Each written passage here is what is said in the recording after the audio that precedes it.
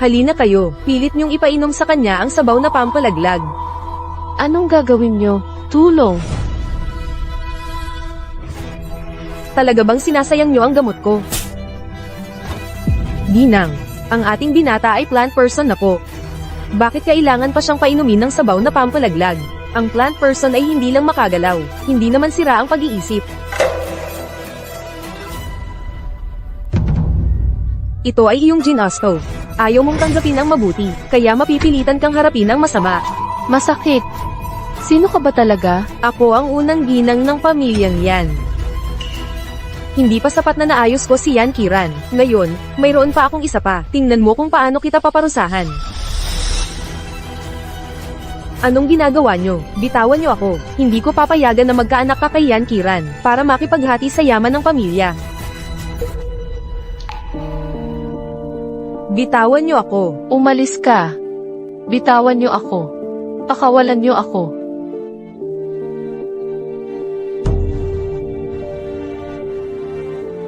Kung hindi ka lang sana plant person. Hindi ako magtitiis ng ganitong kahihiyan. Huwag kang umasa na ililigtas ka ng iyong inutil na asawa. Mas mabuti pang magmakaawa ka sa akin. Dahan-dahan lang. Tigilan mo yan. Tigil. Ikaw. Nagising ka pa. Ang tapang mo, kahit may surveillance. Nagtangka ka pang apihin ang asawa ko. Anong surveillance? Tapos nilason mo pa ako. Ang mga dapat nating ayusin. Dahan-dahan nating bayaran. Hindi ganyan, Paulo. Nag-aalala lang si mama na baka sakim sa pera ang babaeng to, at gamitin ang bata para perahan ang pamilya natin. Ikaw nakabi, anong karapatan mong tawagin Di Rayan? Anong karapatan mong tawagin nanay? Dalhin niyo siya. Halika na. Hindi. Hindi ganyan, Paulo. Ginawa ko to para sa'yo, anak.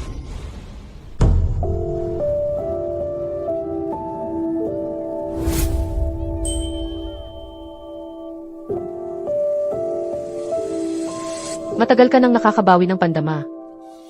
Opo. Kaya, lahat ng ito ay plano mo pala. Kahit ang pagiging walang malay mo ay peke. Hindi ko alam ang plano mo.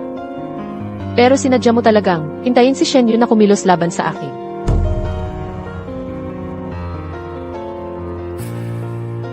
Matalino ka rin pala. Pero huwag mong isipin na ang mga pakulo mo ay magpapagusto sa akin sa'yo. Ang babaeng marumi na tulad mo ay hindi karapat-dapat. Apo, sa wakas gising ka na. Mukhang sulit ang pagdating ni Bea. Bea, ikaw ang munting swerte ng pamilya yan natin. Hindi po ganyan, Lolo. Halika dito, ipakita ang mga gamit.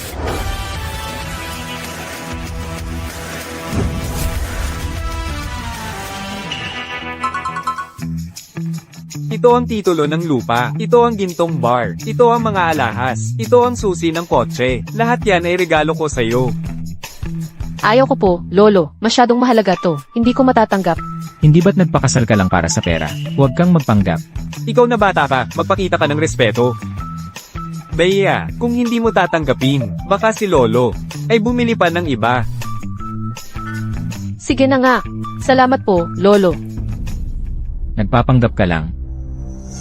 Bata ka. Huwag kang matakot, si Lolo ang bahala sa'yo. Lumabas ka, may sasabihin si Lolo sa'yo. Magaling na bata, sinasampa mo pala ng kasong attempted murder, ang stepmother mo. Siya ang nagtangkang maglason sa akin. Ito ang nararapat sa kanya. Huwag na nating palalin pa ang kahihiyan sa pamilya. Patatawarin na natin siya sa pagkakataong ito, Lolo. Ibibigay ko sa iyo ang buong Jigsaw Group.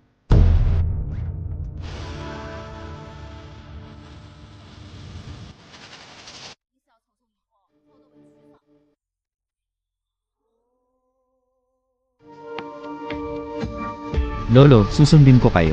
Pero siguradong hindi na maulit. Tama na, tama na. Ngayong gabi, kailangan mong pasayahin si Xiaoxi.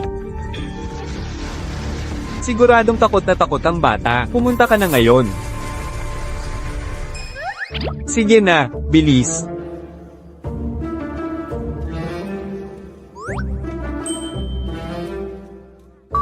Dahil nakabawi na si Kiran, kailangan ninyong magsikap. Sana'y magkaroon agad ng malusog at matabang apo sa tuhod si Lolo para paglaruan. Lolo. Hindi pa po kasi nakakabawi si Kiran. Baka mahina pa po ang katawan niya. Kung mahina ako o hindi, subukan mo. Tama si Kiran, hindi nasusukat ang lakas sa salita lang.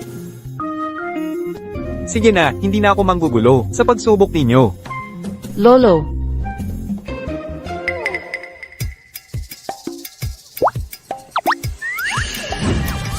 Lolo. I lock ang pinto, Lolo. Hindi na po ito kailangan, Lolo. Kung kailangan ba o hindi ikaw ang magdedesisyon. Bukas na lang ng umaga ako magbubukas ng pinto. Bastos na bata, huwag mo akong gaguhan. Masyado kang bata, Lolo. Lahat ay para sa mahal kong apo. Hindi ko akalain na ang siyan. Natanyag sa labas, ay takot pala sa lolo niya sa bahay.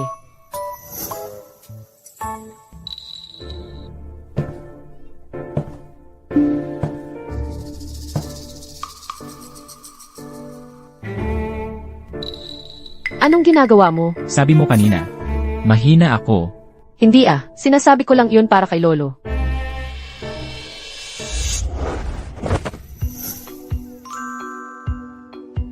Anong ginagawa mo? Nakakuha si Lolo ng 5 milyong bayad sa labas. Kaya magkunwari ka na lang ng maayos. Anong gagawin mo? Tawagin mo akong asawa. Hay, bakit walang tunog? May naririnig ka ba?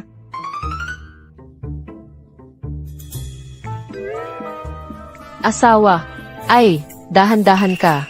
Sabi ko na nga ba, itong batang ito, nagpapanggap lang na hindi gusto. Tingnan mo, ang init niya naman. Sa ganitong bilis, mabubuntis na agad ang ating bagong kasal. Magaling, magaling.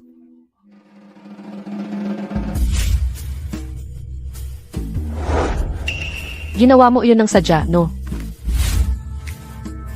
Talaga namang napaka-aktibo ng ating bagong kasal.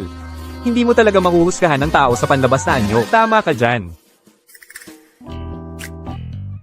Medyo may tinatago ka pa rin pala. Ngayon, alam mo na kung sino ang masusunod, di ba? Bitawan mo ako. Huwag. Huwag mo akong kilitiin. Hay, sige na, magaling. Opo, Ginoo, Tara na, hayaan na natin ang magkasintahan. Sige. Bitawan mo ako. Huwag mo na akong kilitiin. Huwag mo na akong kilitiin. Tama na, tama na.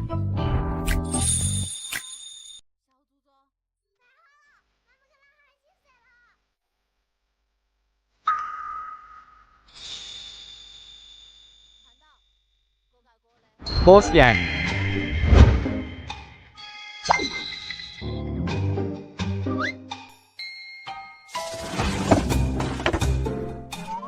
May susi ka pala? Ayoko lang naman na masira ang araw ni Lolo.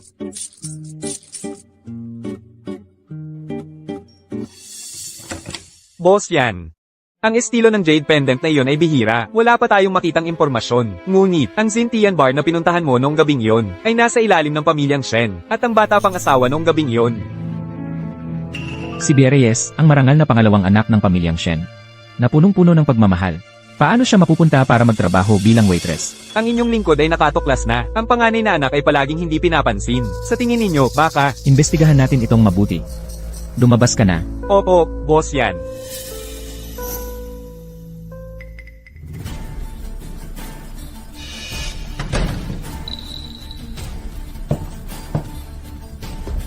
Noong Setyembre 25, noong nakaraang taon, nasa Zintian bar ka ba?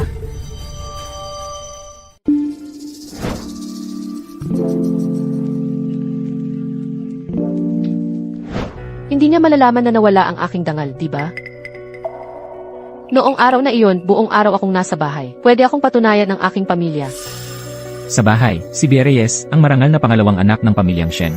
Bakit siya pupunta sa bar para magtrabaho bilang waitress? Ako, gusto kong magsimula mula sa ibaba. Para mas mahusay na mapamahalaan ang negosyo ng pamilya. At noong gabing iyon, hindi ako maganda ang pakiramdam kaya nagpalit ako ng chef. Bakit mo tinatanong ang mga ito? Matulog ka na. Samahan kita sa pagbisita sa inyong pamilya bukas.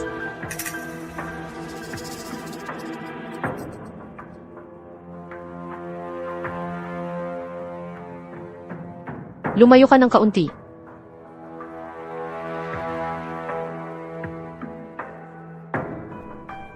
Ang taong pabago-bago ang isip.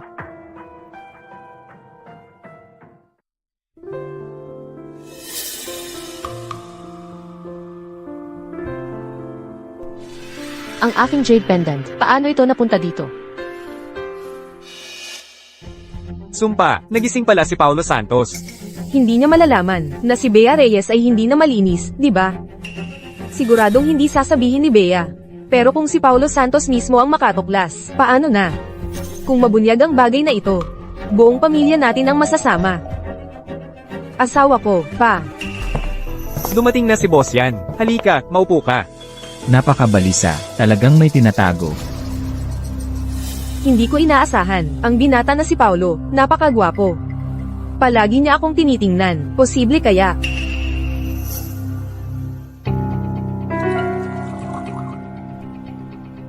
Boss yan, pakiusap uminom ng tsaa. Ate, napakaswerte mo talaga, sabi ng lahat, si boss yan ay isang dragon sa mga tao, napakaganda ng kanyang presensya. Ikaw ang umiiyak at ayaw magpakasal. Ano nang ikinahihiya mo ngayon? Magsisimula muna akong magbanyo. Bakit, nagsisisi ka na ba? Ikaw ang nakipagkasundo sa pamilyang yan noon, di ba? Ang tunay na pangalawang anak ng pamilyang Shen, si Sofia Reyes. Ako, Boss yan.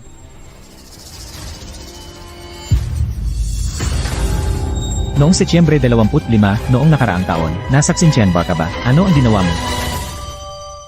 Sir yan po. Ano tung, kahulugan ito? Shen Dazi.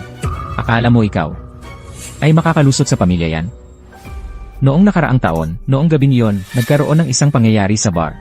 Kung saan ang bida ay ang iyong anak. Ipaliwanag mo ng malinaw ang bagay na ito.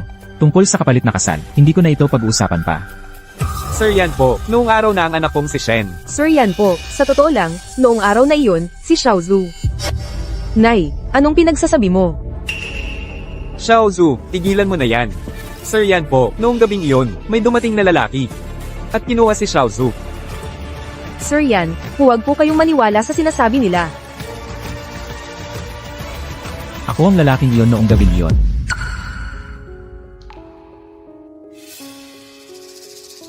Para hindi kami i-reject ng pamilya yan, itinulak ko si Xiaozu para siya ang sisihin. Hindi ko inaasahan na, swerte pala ang aking mahal na Xiaozu.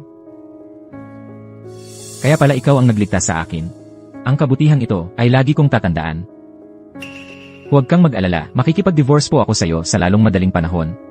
At pakasalan ka. Mabuti, handa ako. Kakaiba, nung binuhat ko siya, ganito ba ang pakiramdam? Ano bang nangyayari sa inyo? Ang gusto ni Sir Yan po ay si Xiaozu. Siya ang tunay na Mrs. Yan. Nababaliw ka na naman ba? Ano bang sinasabi mo? Makikipag-divorce po ako sa'yo sa lalong madaling panahon. At pakasalan si Shenzhou. CJ, gusto ko na ngang makipag-divorce sa iyo. Matalino ka naman pala. Shensi. Nalapatan ng gamot at nabuntis. Mas mabuti pang ilihim mo na lang yan. Kung hindi, masisira tayong lahat. Ikaw ang nagdulot nito sa akin. Paano? Hindi mo ba kayang panindigan? Nakasakit sa'yo? Ate, alam kong ayaw mo na si Sir Yan ay nasa coma. Pero noong mga panahong iyon, ang katawan ko ay, kaya pinagpalit kita. Nang mapunta ka sa pamilya yan, hindi ka naman nila inapi. Bakit mo sinasabi na kami ang nanakit sa iyo? Ikaw, kinampal mo ako. Sinampal kita. Sa mga taong ito, nagtiis ako sa inyo ng paulit-ulit. Sa halip, inabuso nyo ang kabaitan ko. Hindi ko na kaya pang magtiis. Napakalaki mong pasaway, pati ba naman anak ko inaapi mo? Tigil po.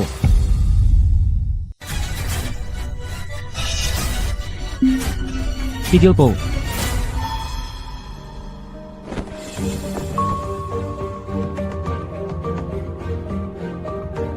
Si Shensi ay tao pa rin ng pamilya yan ko. Hindi niyo po siya pwedeng apihin ng ganito.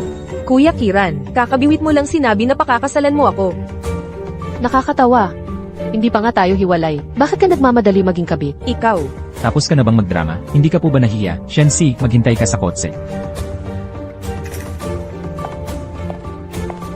Kiran, bakit po ninyo siya pinoprotektahan ng ganyan? Hinihintay ko pa rin ang divorce mo. Pakakasalan kita.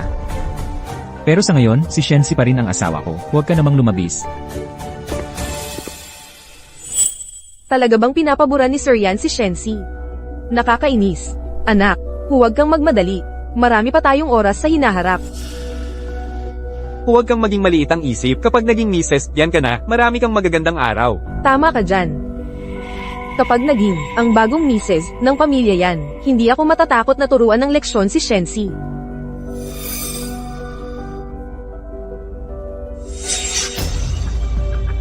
Ano to? Mukhang maganda. Akin na to.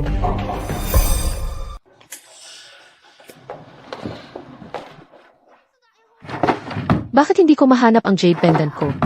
Nasaan ang jade pendant ko? Baka, nahulog ba sa bahay ng mga Shen? Shensi, anak, ngayong bumisita ka na. Opisyal ka nang naging bahagi ng aming pamilya bilang apo sa kasal. Halika, sasamahan ka ni Lolo mamili. Hindi na kailangang mag-abala, Lolo.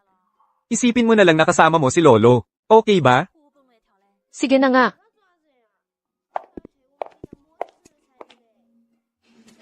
Ang mga damit ko, pwede pa naman. Hindi na kailangang bumili ng bago. Bakit mo naman sinasabi yan? Ang ganda-ganda ng apo ko sa kasal. Mukhang pamilyar. Siyempre, kailangan mong bumili ng pinakamagandang damit. Si Shensi yun. Bakit siya nandito? Xiaozu, nakita ko yung ate mong walang kwenta. Ay padadala ko sa'yo ang location mamaya. Bilis ka. Oh, tama. Ang lampa ko talaga. May kailangan lang si Lolo, natawagan. Ikaw muna ang bahala dito. Sige, Lolo. Magandang araw po, ma'am. Ano po ang maipaglilingkod ko sa inyo? Wala lang. Titingin-tingin lang ako. Ma'am, papakilala ko sa inyo. Ano po ang masasabi nyo sa damit na ito? Bagay na bagay po sa inyong aura.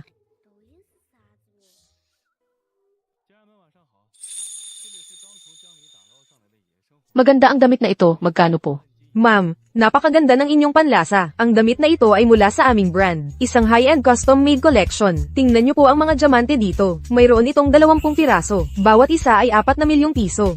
Ang kabuuang presyo ng damit na ito ay ang pinakamahal din sa aming tindahan. Ito ay 80 milyong piso. Diyos ko, ang mahal naman. Gawa ba sa ginto ang damit na ito? Kung gusto niyo po, pwede niyo pong subukan.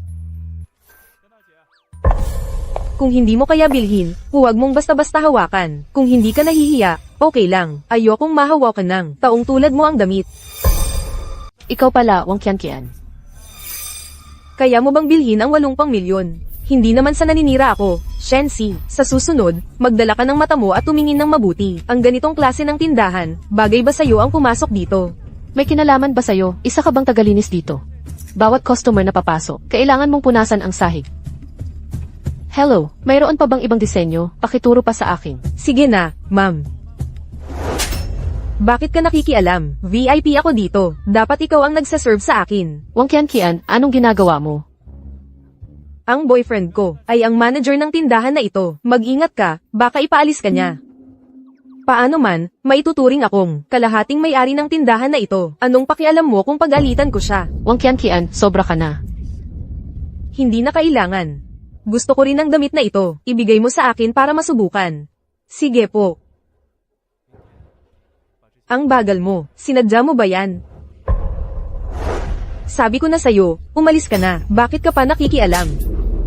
Shensi, hindi ko akalain na kaya mo. Ikaw. Sinampal mo ako. Ako ang nanampal sa'yo. Diyos ko, Shensi, bakit ka naman nananampal ulit? Nandito pa si Lolo yan. Bakit mo ako sinaktan? Kahit ang mga magulang ko, hindi pa nila ako nasasaktan. Tama na. Ano ang nangyayari? Lolo, ganito po iyon. Kanina, kukunin ko sana ang damit at siya. Kayo po ang lolo niya. Kontrolin niyo po ang apo niyo. Gusto niyang agawin ang damit ko, at sinaktan pa niya ako. Kung hindi kayo naniniwala, tanungin niyo ang sales assistant. Ano? Lolo, nagsisinungaling siya. Kanina, binigyan ako ng sales assistant ng damit. Sinabi niya na hindi ako bagay. Hindi lang ako ang sinaktan niya, pati ang sales assistant. Hindi ko na matiis, kaya ako lumaban. Shenzhou, si Wang Qianqian ay kaibigan mo. Hindi mo ba siya mapipigilan? Hindi ko nga siya kilala. Nagsisinungaling ka pa at naninira. Ikaw ang nanakit kanina. Nakita naming lahat. Lolo yan. Tingnan niyo siya. Hindi lang siya nananakit. Napakabastos pa. Paano siya magiging apo ninyong asawa? Kung gayon, sino sa tingin mo ang bagay? Ako naman, syempre. Ikaw. Si Xiaoxi ay ang aming apo na asawa na formal naming inanyayahan. Sinong maglalakas loob sabihing hindi siya bagay? Sa halip, ikaw, bilang pamilya ni Xiaoxi, ay mas kinakampihan pa ang iba. Ano ang ibig mong sabihin? Lolo, Huwag kang mag-alala. Lolo yan. Huwag kang magkunwaring naaapi sa harap ko. At ikaw naman, nananira ka ng puri sa apo kong asawa? Gusto mo pang manakit, hindi ba? Ikaw na matanda, bakit ka nagpapasikat? Pinapayuhan kita. Huwag ka nang makialam. Maging matalino ka at umalis na. Kung hindi, tatawag ako ng tao. Ano? Ano ang sabi mo? Ano, matanda ka na, hindi na rin gumagana ng maayos ang pandinig mo. Pumunta ka sa ospital sa kaliwa. Huwag ka nang magtagal dito. Halina kayo. Itawag niyo ang manager niyo. Lolo, huwag po kayong magalit, baka masama sa kalusugan niyo. Anong ingay yan? Alam niyo ba kung anong lugar ito? Ang ingay-ingay, hindi maganda. Mahal, sa wakas nandito ka na. Ano ang nangyari? Lahat sila inaapi ako, at yung bagong sales assistant mo, hindi niya ako pinansin. Tapos ka na, fired ka na, umalis ka na. Kakaiba, bakit ang matandang ito? Mukhang pamilyar? Masyado ka namang ill. Hindi mo pa nga narinig ang buong kwento. Bakit mo siya pinatalsik? Manager ka ba? O ako ang manager dito? Kailangan mo pa akong turuan? Ako ang masusunod dito. Alam mo ba kung sino ako? Pinapaalis mo ako? Wala akong pakialam kung sino ka. Dito, ako si Lizzie ng batas. May tao, paalisin niyo silang lahat dito. Sino ang mga ngahas? Bosma, Hanggal na bulag, hindi mo alam kung sino ang naagrabyado mo. Tinanggal ka na sa trabaho. Siya si direktor yan ng Jake Xiao Group, Yan Kiran. Siya si Lolo yan. okay lang ba kayo? Buti dumating ka, batang ito. Naantala ka ng matagal. Ano pa ang mas mahalaga kaysa sa asawa? Okay lang kami. Mabuti kung okay kayo. Yung sa Leslie na tumulong sa akin kanina, tinanggal sa trabaho, pwede bang? Nako, hindi. Si Lizzie ay walang kwenta. Bagay na bagay sa kanya ang posisyong manager. Ikaw na ang bagong manager simula ngayon. Simula ngayon, kapag bumalik si Miss Shen, ikaw ang magbibigay ng espesyal na serbisyo sa kanya. Salamat po, Miss Shen. Okay lang. Tinulungan mo ako kanina, hindi ko naman pwedeng pabayaan ka. Ayoko na silang makita. Hindi mo narinig ang utos ni Madam? Kuya Kiran. Gawin mo ang sinabi ng asawa ko. I-drag mo siya palabas. Sarah, Bakit ka nandito? ako ang nagpatawag sa kanya. Ikaw na bata ka. Bibili ng damit ang asawa mo. Ikaw na asawa niya. Bakit hindi ka sama-sama?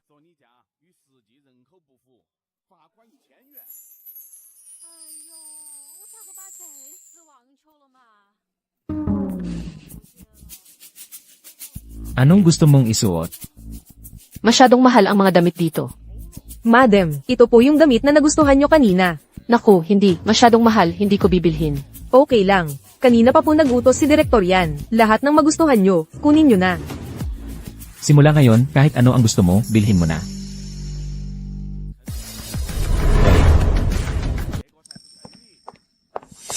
Anak, anong nangyari? Kasalanan lahat yan ni Shensi. Sinadya niyang gawin sa harap ni Lolo yan, para ipahiya ako. Hindi ba sinabi ni boss yan na papakasalan ka niya? Wala pang balita. Kuya Chiran, hindi ko alam kung ano nangyayari. Talagang hindi niya ako pinapansin. Baka nga ba talaga ni Shensi? Yung malanding yun ang umagaw sa kanya. Mama, anong gagawin natin? Hay, asawa ko. Kasi naman, si boss yan, pumayag na. Napakasalan si Xiaozu. Bakit hindi na lang tayo pumunta para kay Lolo yan? At siya na ang magdesisyon para mapapanta na si Shensi sa diborsyo at lumayo kay boss yan. Tara na sa bahay ng mga yan. Tara na.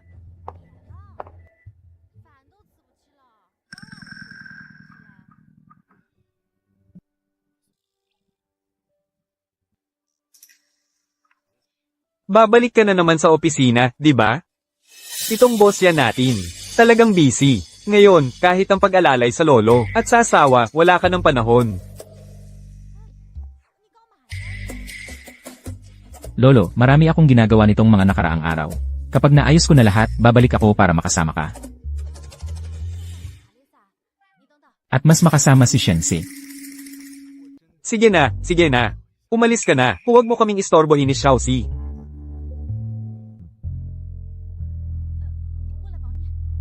Xiaoxi, kumusta ka nitong mga nakaraang araw? Maayos naman ang lahat, di ba?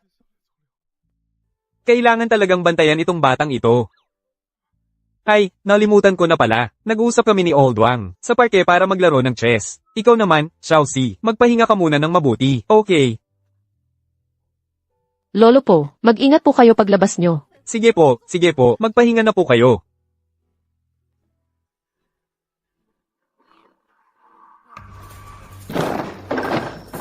Talaga naman, bagong kasal ka pa lang. Ang alam mo lang ay paikutin si Lolo para makakuha ng pera. Anong ginagawa mo? Bilang ang pangunahing asawa ng pamilyang yan, dapat kitang turuan ng leksyon, bagong kasal. Ano na naman? Bea, hindi naman ako nagkamali. Isabel, ako, ang matriarch ng tahanan. Isabel, kung sabihing nagkamali ka, Isabel, dapat kang magkamali. Bea, ito ay binili lahat sa akin ni Kiran. Bea, hindi ko nilinlang si Lolo.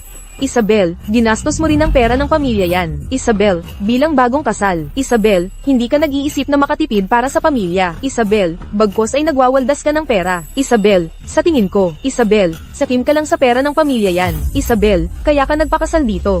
Bea, kayo ang nagbigay ng napakamahal na dot bilang kondisyon. Bea, para magpakasal sa binata ninyong nasa comatose. Bea, bakit hindi ninyo sinabi noong para sa Chongqi? Isabel, anong klaseng tingin yan? Isabel, huwag kang umiwas. Ramon, anak na walang galang. Ramon, ano ang ginawa mo para magalit ang ganyan ng matriarch? Ramon. Maria, pagpasok mo pa lang. Maria, narinig na kitang sumasagot sa matriarch. Maria, talagang walang galang. Sofia, matriarch. Sofia, actually, Sofia, ako ang tunay na pangalawang anak na babae ng pamilya Shen. Sofia, siya ang aking ate. Sofia, noong araw ng kasal. Sofia, nagpanggap siyang ako. Suot ang wedding gown. Sofia, at tumakbo sa entablado. Sofia, hindi namin siya napigilan. Isabel, nagpanggap. Isabel, mabuti. Isabel, talagang pinagplanuhan mo ang pera ng pamilya yan. Isabel, ang pagbibigay sa iyo ng gamot na pampawalang anak. Isabel, ay tama nga pala. Isabel, ang mga ari-arian ng pamilya yan. Isabel, simula ngayon ay akin na lamang. Isabel, ni Wenyu. Bea, nagpanggap at nagpalit? Bea, malinaw na kayo ang... Sofia, tama. Sofia, noong mga panahong iyon, nahuli kita. Sofia, kasama ang iyong dating kasintahan. Sofia, pero wala naman akong balak gawin. Sofia, ate. Sofia, ganito. Sofia, nagpanggap kang ako at nagpakasal kay Mr. Yan. Maria, dahil kasal ka na kay Mr. Yan. Maria, huwag mo nang isipin ang iyong kabit. Maria, makinig ka ng mabuti sa turo ng matriarch. Maria, hindi ba't mas mabuting mamuhay ng maayos kasama si Mr. Yan? Isabel, naiinggit sa mga kapatid. Isabel, naghahanap ng mapapangasawahang mayaman. Isabel, at may iba ka pang karelasyon sa labas. Isabel, mga tauhan. Isabel, ipatupad ang parusa ng pamilya. Haharapin mo ang batas ng pamilya. Ikaw na kabit, anong karapatan mo para maging ginang yan? Anong karapatan mo para maging nanay ko? Dalhin niyo siya. Umalis ka. Hindi. Noong gabing iyon, ikaw at si Yan Kiran, pinahiya mo ako ng gusto, kaya syempre, maghihiganti ako. Ginang, huminahon po kayo. Hayaan niyo na ako. Ako na ang magpaparusa sa anak na ito na walang galang.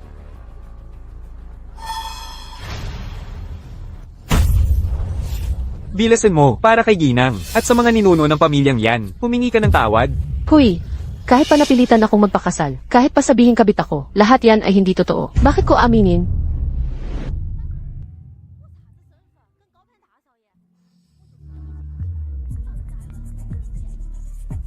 Young Master, umuwi na po kayo agad. May nangyari po sa Young Mistress. Ano namang masama ang pwedeng mangyari? Young Master, si Ginang, Mr. Yan.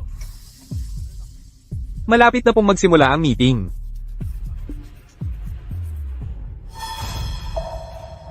Magandang araw po, Mr. Yan. Ang mga resulta ng trabaho ngayong quarter ay May nangyari po sa Young Mistress. Nakakumpleto tayo ng 2 product iteration. Ang kita ay tumaas ng 40%. Ang kasiyahan ng customer ay lumampas sa 80%. Susunod, tayo ay Nasa bahay din si Lolo. Paano siya mapapahamak?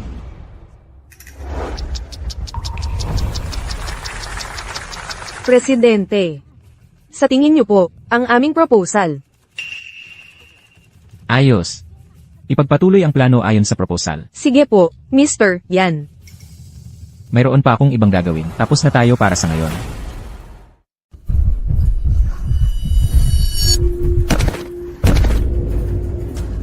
Lumuhad ka. Ang mga sinabi ko, tinatangay mo lang ba? Tigilan niyo yan.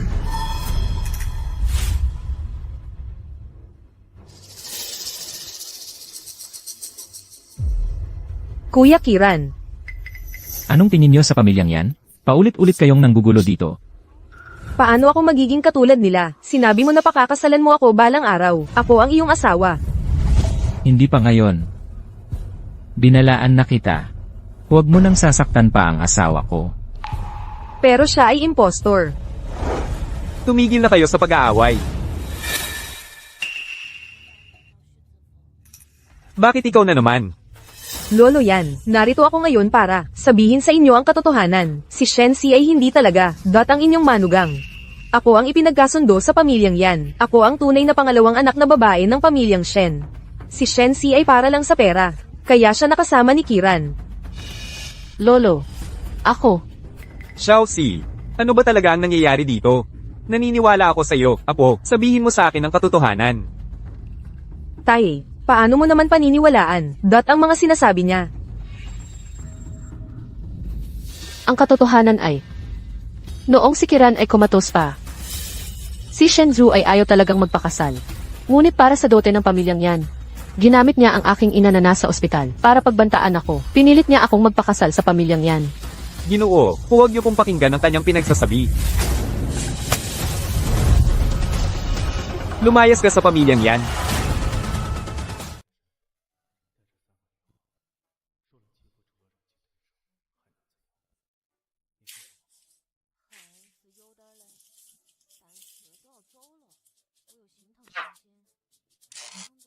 Nakatingin si Lolo Ben.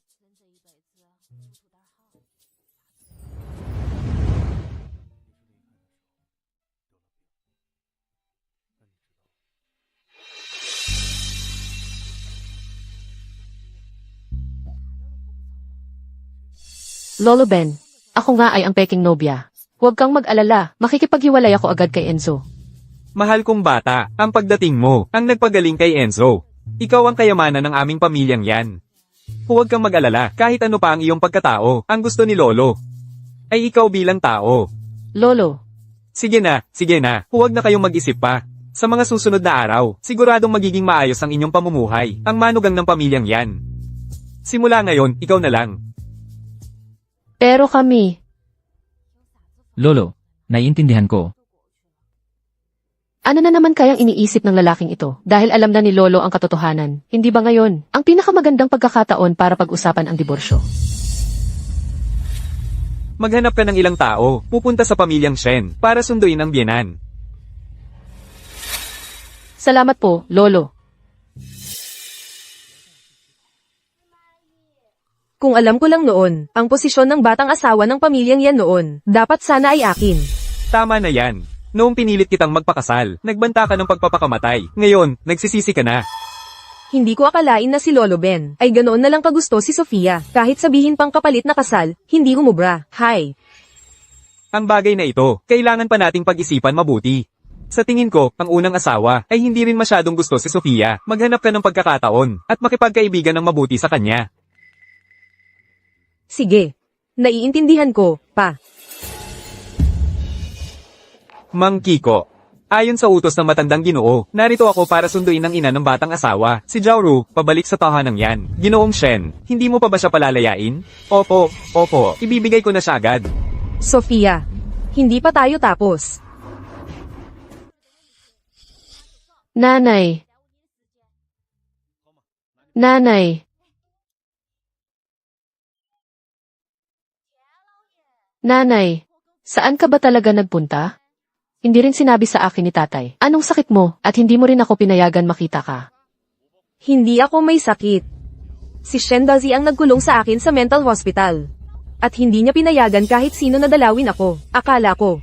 Hindi na kita makikita muli. Ano? Sobrang sama naman nila. Dahil kay Butler Song, nagdala siya ng mga tao para iligtas ako. Sabi pa niya, lahat daw iyon ay utos ni Elder Yan. Bea, sino siya? Nanay. Actually, Kamusta po, aking kapamilya? Sa wakas, nakilala na rin kita ngayon. nanay. Siya po ang asawa ko na si Paolo. At ito naman po ang lolo ni Paolo. Si Elder Yan. Hindi lang ako nagkaroon ng pagkakataon na sabihin sa iyo kanina. Pero kasal na ako. Mama, ito po ang regalo ko para sa inyo. Bea, huwag kang matakot. Sabihin mo kay nanay. Ito ba ay ayos ni Shendazi? Naku, nanay, kumalma ka muna. Hayaan mong ipaliwanag ko sa iyo ng dahan-dahan. Sige na, kayong dalawa. Umuwi muna kayo. Ako na ang makikipag-usap ng maayos sa ating kapamilya. Salamat po, lolo. Paano naman magiging dalawang pamilya ang magkapamilya? Oo nga pala. May isa pa akong sasabihin. Ah, Lolo, alam ko na kayong dalawa. Wala pa kayong masyadong foundation ng pagmamahalan. Pero nagdesisyon na si Lolo. Bea, una ka munang magtrabaho sa Jake Xiao. office romance. How exciting! Lolo, Lolo, ano po ang sinasabi niyo? Huwag na ninyong sabihin, napagdesisyonan na.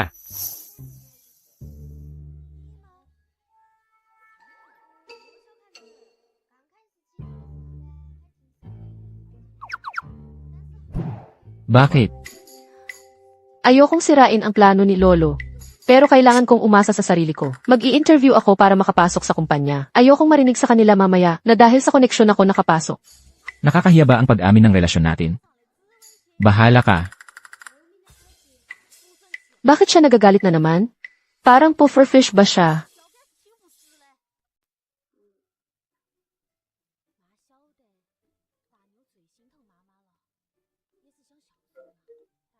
Maria, hulaan mo kung nasaan ako. Umuwi na ako. Totoo ba? Kung gayon, maligayang pagbabalik sa ating stay abroad na kaibigan. Sa wakas, makakakain ka na rin ng normal na pagkain. Huwag mo akong tuksuhin. Nga pala, saan ka kumikita nitong mga nakaraang araw? Samahan mo naman ang bata. Iyan din ang nasa isip ko. Hintayin mo lang, dadalhin ka ni ate sa magandang lugar. Jake Xiao. Ito ba ang kumpanyang sinasabi mo? Bakit? Medyo pamilyar. Naalala ko na. Nakita ko ang balita tungkol sa CEO nila. Sabi nila, ang pangalan niya ay si Mr. De La Cruz. Mahigit 20 taon na siyang hindi lumalapit sa babae. Naging comatose siya 1 taon na ang nakalipas.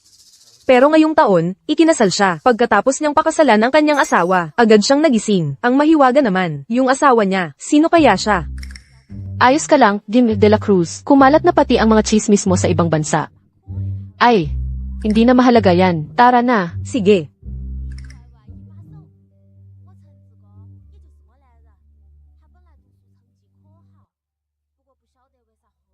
Pakiusap, punan ninyo ang inyong mga application form. Maya-maya, tatawagin ang mga pangalan. Ang mga matatawag ang pangalan ay papasok sa conference room para sa interview.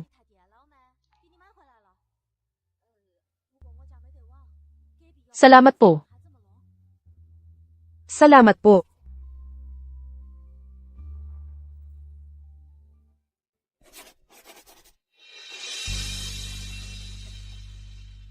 Diyos ko, Maria. Sila ay may masters o PhD, o galing sa Ivy League. Ako, isa lang akong ordinaryo. Baka maging dahon lang ako na mapag-iiwanan. Ay, huwag kang matakot, Sing-Sing. Andito na, pasok na tayo at subukan natin. Kahit man lang, sinubukan natin. Mayroon akong magandang balita. Maya-maya ang CEO ng ating kumpanya, si Mr. De La Cruz, ang personal na mag-i-interview sa inyong lahat. Magpakita kayo ng galing. Kung magustuhan kayo ni Mr. De La Cruz, ibig sabihin, magiging successful na kayo. Totoo ba yan? Darating si Mr. De La Cruz. Kahit hindi kayo matanggap, sulit na. Oo. Darating si Aim De La Cruz. Hindi ba nito mabubunyag ang tungkol sa akin? Para makasiguro, mas mabuti kung hindi ko na lang siya makasalubong.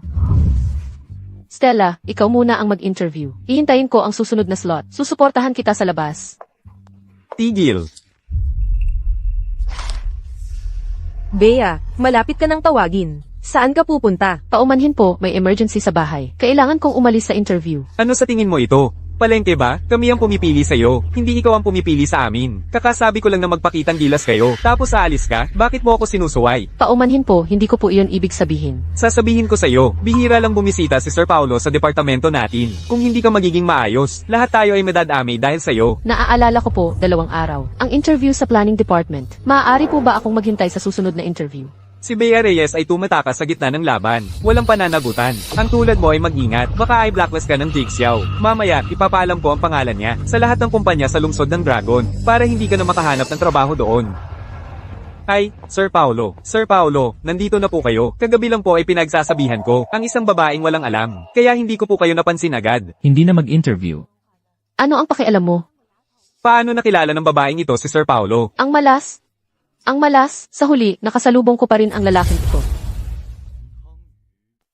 Sir Paulo, kayo at siya. Narinig ko kanina na gusto mo pa siyang i-blacklist. Oo, hindi. Ay, Sir Paulo. Bakit hindi ko alam na may ganoon kang kalaking kapangyarihan? Pumunta ka sa finance department at kunin ang sahod mo. Huwag ka nang magpakita sa lungsod ng Dragon pagkatapos nito. Sir Paulo, nagkamali po ako, Sir Paulo. Sir Paulo, may pamilya po akong binubuhay. Sir Paulo, Assistant Marco, nagmamakaawa po ako sa inyo. Tulungan niyo po akong magmakaawa. Assistant Marco, may utang po ako sa kotse at bahay. Hindi po ako pwedeng matanggal sa trabaho. Assistant Marco. Magkakilala kayo ni Sir Paulo. Bakit pakiramdam ko, pinagtatanggol ka niya? Hindi ko siya kilala, masyado ka lang nag-iisip. Ipaalam sa ER department. Huwag nang magpakita. Ang pangalan niya sa akin. Opo, Sir Paulo. Assistant Marco. Hindi ba may interview? Go, Bea. Kung magtagumpay si Bea, sasama ako sa kanya sa langit. Baliw ka, Stella. Gusto lang akong pahirapan ng lalaking ito. Talagang aakyat na ako sa langit.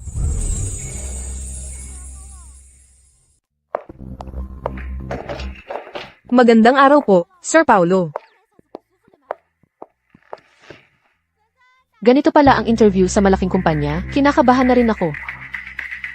Sir Paulo, si Miss Clara ay naghihintay po sa inyong opisina. Ano na naman kaya ang gusto niya?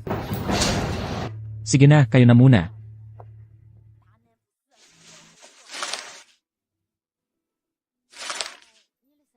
Magandang araw po sa inyong lahat. Ako po si Bea. Ang ina-applyan ko pong posisyon ay para sa marketing. Anong klaseng tanga to? Hindi man lang magawa ang simpleng bagay na to. Paumanhin po, Miss Clara. Anong Miss Clara? Ako ang asawa ni Kuya Paulo. Ang bagal naman ng balita. Bakit ka pa nandito sa Pangarap Corp? Ipapalit na kita mamaya. Itong si Bea, kahit nakapasok na sa pamilya yan, kulang pa ba? Gusto mo araw-araw, nakadikit kay Kuya Paulo. Kuya Paulo, matagal na po kayong hinihintay ng inyong asawa. Hindi siya ang asawa ko. Pero ang sabi po ng asawa ninyo. Kanina lang po, Miss Clara ay nagsabing siya ay, Lumabas na kayong lahat. Bakit ka nandito? Kuya Paulo, alam ko po ang pagkakamali ko. Hindi ko po dapat ginawa iyon sa harap ni Lolo noon. Hindi na maulit. Naiintindihan ko po. Anong kailangan mo sa akin? Pumunta ako dito ngayon. Mayroon talaga akong kailangan. Kuya Paulo, dahil maghihiwalay ka naman, at pakakasalan mo ako, bakit hindi mo muna ako hayaang pumasok sa Jixiao, para matuto ng pamamahala sa kumpanya, tapos, matutulungan pa kita. CJ, simula ngayon, ikaw na ang magiging assistant manager ng planning department. Ang galing, Kuya Paulo, narinig ko na may interview ngayon, ang planning department, bilang bagong assistant manager. Pwede ko namang tingnan, di ba? Hinti ka lang, Maria, tignan mo kung paano kita babalikan mamaya.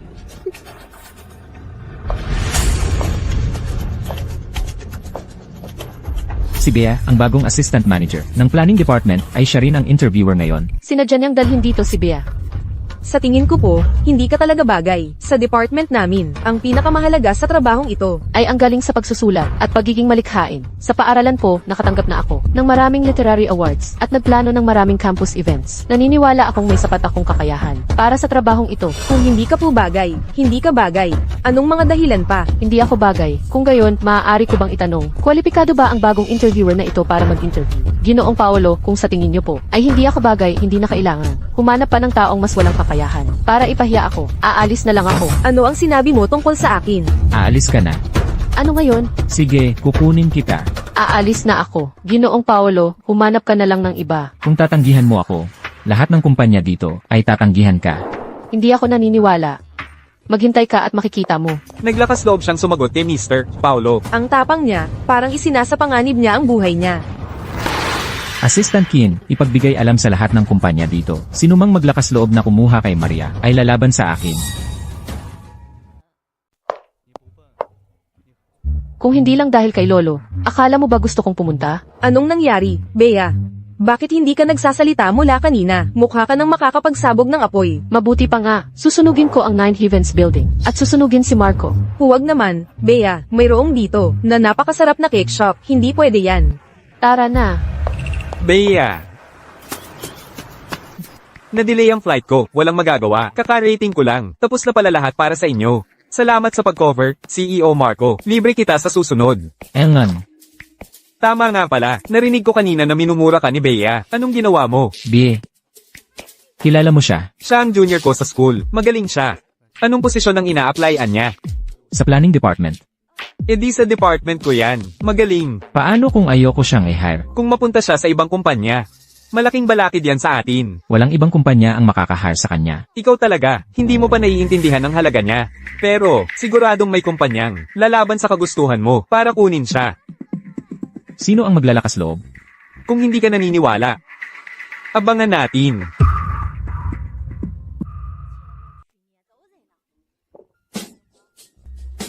Ito'y black coffee.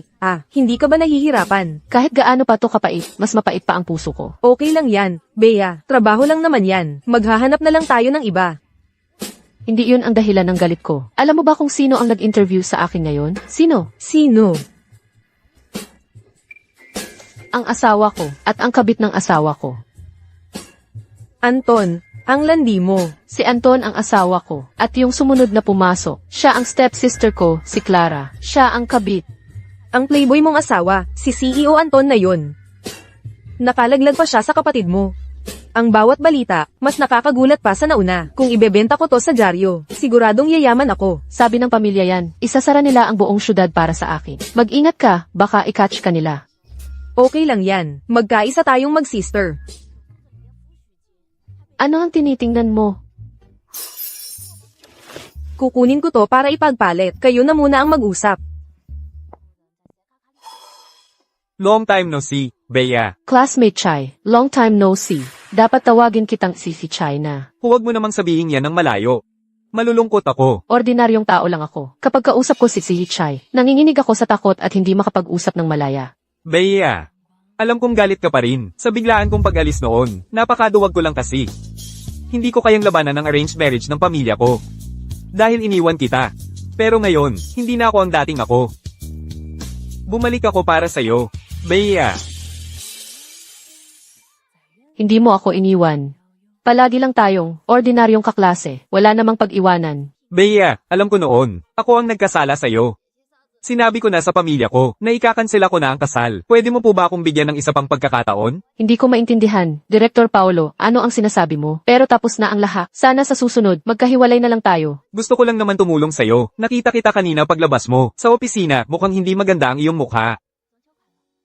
Nabigo ka ba sa interview? Oh, pwede kang pumasok sa kumpanya ko. Wala kang kinalaman dyan, Director Paulo. Kasal na ako. Huwag mo na akong hahanapin pa. Kasal? Imposible. Bakit imposible? Pinapayagan ka bang magkaroon ng bago? Habang ako ay iniwanan at naghintay sa iyo ng maraming taon, umaasa na balang araw, magbabago ang isip mo. Bea, hindi yun ang ibig kong sabihin. Bitawan mo na ako. Bea.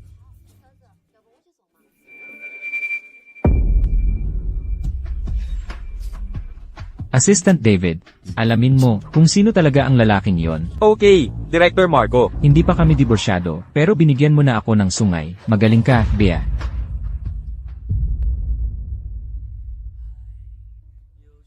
Naimbestigahan na po lahat, Director Marco. Ang lalaking iyon ay ang panganay na anak ng pamilyang Chi, si Paulo. Kaklase niya ang young madam nung college. Lene, kaklase. Dating kasintahan, hindi ba? Hindi po ganoon. Director Marco, si Paolo ay nagkaroon ng one-sided crush sa young madam ng 3 taon noong college. Ngunit hindi pumayag ang young madam.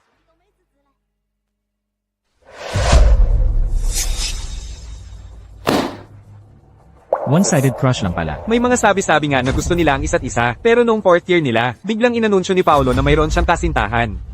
Nag-aral silang dalawa abroad. Bumalik lang sila sa bansa noong nakaraang taon. Hoy, bakit ka nandito? Nakakagulat ka naman. Saan ka nagpunta? Wala kang pakialam. Saan ka nagpunta? Nagpunta lang ako sa cake shop. Bakit hindi mo sinabi na nakipag-date ka sa dati mong kasintahan, si Chaishu? Yan, Kiran. Nagkita lang kami ng dating kaklase at nagkwentuhan lang kami ng bahagya. Ano bang problema doon? Noong ikaw at si Shenzhou ay nagyakapan. Kahit noong mga panahong iyon, hindi naman ako nagsalita. May mga bagay na kaya kong gawin, pero ikaw hindi. Siyempre, ikaw ang malaking si. Ako lang naman ang maliit na lang. Kung hindi ko kaya, iiwas na lang ako. Kung gusto mong mag-divorce, gawin na natin ngayon. Wow, Shensi, nakipag-date ka na pala. Kaya may lakas ka nang sabihin sa akin ang tungkol sa divorce. Sige, kung ganoon. Pero hindi ngayon.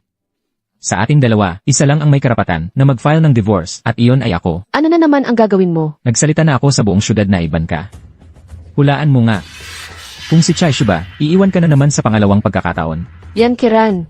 Si Chaishu at ako ay ordinaryong kaklase lang at mayroon siyang fiance. Hindi ba't ito ang iyong taktika ng pagpapanggap na mahirap makuha? Para lang manatili sa tabi ko, ilang taon ka nang nag-aarte. Noong una pa lang kitang nakita, umiibig na ako sa iyo. Kahit pa ikaw ay isang patay na buhay, pakakasalan pa rin kita. Okay. Sa wakas, inamin mo na may espesyal kang nararamdaman para sa akin. Bukas, mag-report ka sa Juxiao, bawal malate. Ha? Ano?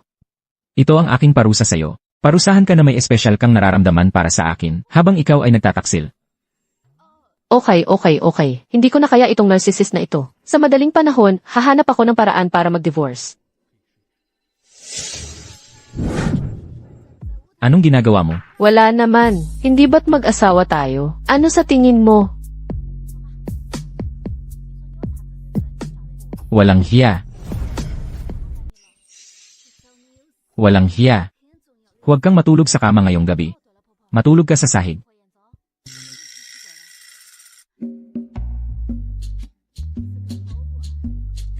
Kung hindi sa kama, di sa kama. Mas mabuti pa kaysa sayo, hayop ka, na natutulog ng komportable.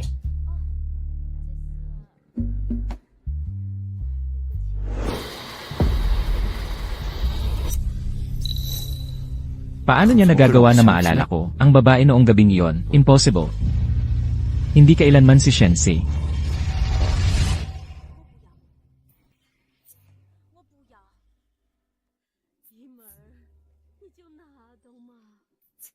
Bakit sa ibang mga pagkakataon, hindi siya ganito kasunod?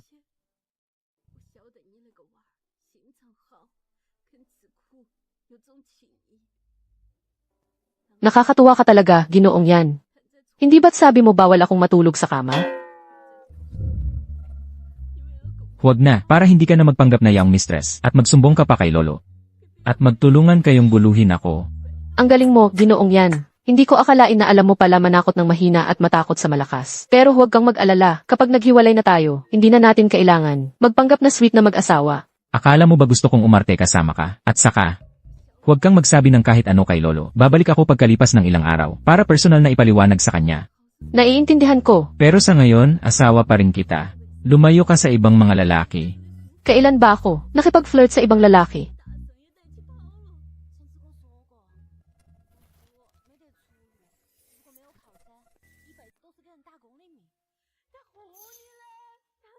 Kuya, Shensi, noong nakaraan, ako rin ang interviewer. Sayang at hindi kita personal na na-interview. Kung hindi, sana ay na-hire na kita agad. Maupo ka.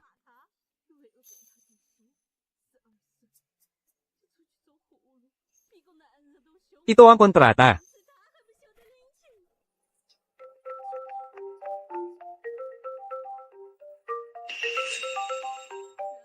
Buksan mo ang speakerphone.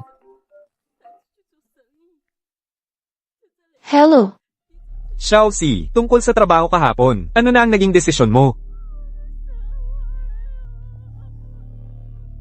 Huwag kang mag-alala, ako ay kumakatawan sa Chi Corporation ng buong puso. Naimbitahan ka, kung hindi man tayo maging magkasintahan, maaari pa rin tayong maging magkaibigan. Huwag kang makaramdam ng pressure. Magsalita ka. Chai, ang pagkuha mo sa akin sa ganitong panahon, hindi ka ba natatakot na guluhin ka ni Kiran? Ano naman, gusto kong akuin para sa'yo, ang risk na ito, ako. Chaishu, babalaan kita. Si Shensi ay nakapasok na sa Juxiao Group, kahit sa trabaho o sa buhay. Huwag mong gagalawin ang tao ko. Narinig ko ba ng mali o ano, ang tao sa buhay?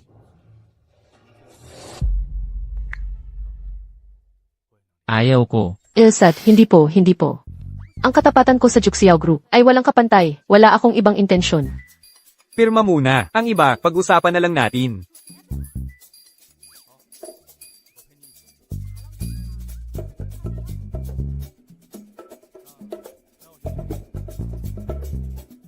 Shensi, maligayang pagdating sa Jigsaw Planning Department.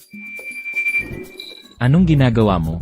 Gusto ko lang bigyan ng magalang at palakaibigang yakap para sa aking junior sister. Sapat na ang pagkamay. Pakisuyo, gabayan mo ako sa hinaharap. Director Hua.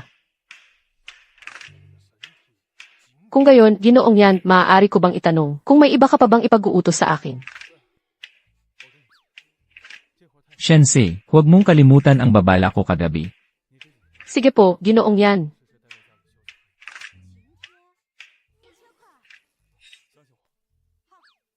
Ito ang bagong kasamahan. Magpakilala ka sa lahat. May bakanteng upuan doon. Magandang araw sa lahat. Ako si Shensi. Maraming salamat po sa inyong paggabay. Ano ba yung suot mo? Mas may kalidad pa yan sa mga damit sa kanto. Mukhang pinilit lang ang ganda. Pagtingin mo pa lang sa mukha niya, hindi mo alam kung gaano karaming pulbos ang nilagay niya. Sabi nila, malaki ang tiwala ni Director Hua sa kanya. Baka naman kabit lang siya. Pakikilala ko sa inyo. Si MS Shenzu, MS Shen. Mula ngayon, siya na ang ating bagong assistant manager. Bigyan natin siya ng mainit na pagtanggap. Shenzu, bakit siya nandito rin? Wow, puro designer brands ang suot niya. Baka naman nag-e-experience lang ng buhay. Ang isang mayaman na dalaga, pareho silang apelyidong Shen. Bakit siya nakasuot ng ganyan karami? Kung alam ko lang sana sumama na lang ako kay Xingsing sa EUC Department. Salamat sa inyong lahat. Ako si Shenzu. Sakto rin ang oras. Ilibre ko na kayo ng afternoon tea. Kung gayon, maaari mo bang bilhan ng milk tea ang lahat? Bagong kasamahan. Akala mo mayroon kang suporta mula kay Grandpa yan, kaya wala akong magagawa sa iyo. Nasa akin pa rin ang video mo. Shensi, kalma. Ito ang una mong formal na trabaho. Para pagkatapos ng diborsyo, mabigyan mo pa rin ng suporta. Hindi mo pwedeng mawala ang pagkakataong ito. Mister, yan, hindi na po kailangang ipaalam sa mga nasa baba ang tungkol dito, tungkol sa usapin ng ating young mistress. Hindi na. Sabihan mo lang ang supervisor. Hindi kailangang masyadong detalyado. Opo. Assistant Chin. Salamat po, Assistant Chin. Assistant Chin, bigla na lang nagbigay ng benepisyo sa atin. Mayroon po bang ipinagbilin si General Manager yan? Sige, magtrabaho kayo ng maayos. Mauuna na ako. Kahit bumagsak pa ang langit, andyan naman ang bibig ni General Manager yan para saluhin. Buti na lang mayroon akong kasing alalay na assistant. Manager. Ano po ang sinabi ni Assistant Chin? Manager, huwag na po kayong magpatumpik-tumpik pa. Sinabi ni Assistant Chin na ang asawa ng presidente ay nasa department natin.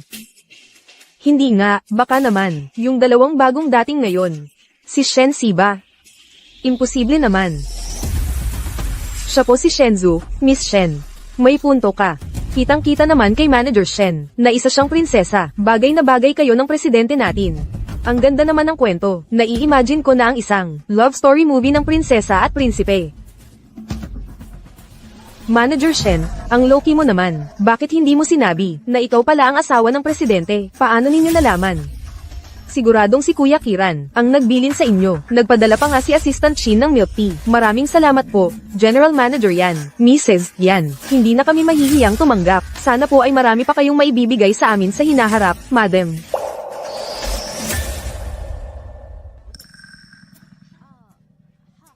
Ito, para sa iyo na lang yan. Inumin mo na, huwag ka nang mahiya.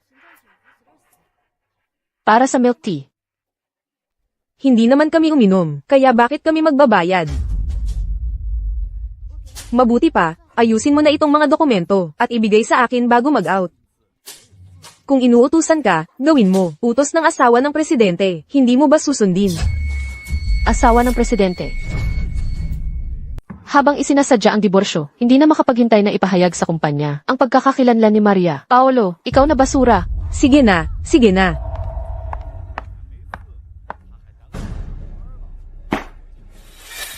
Alam nyo na ang tungkol dito. Ayokong pahirapan si Paulo. Simula ngayon, tawagin nyo na lang ako sa pangalan ko, hindi na bilang manager.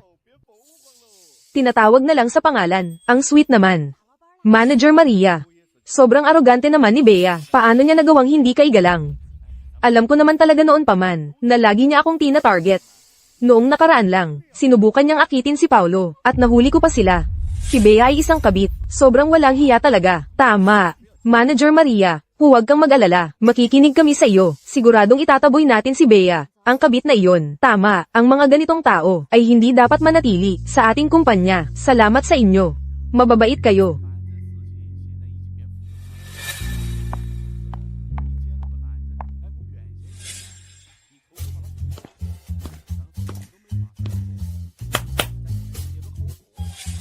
Mayroon akong isang anunsyo.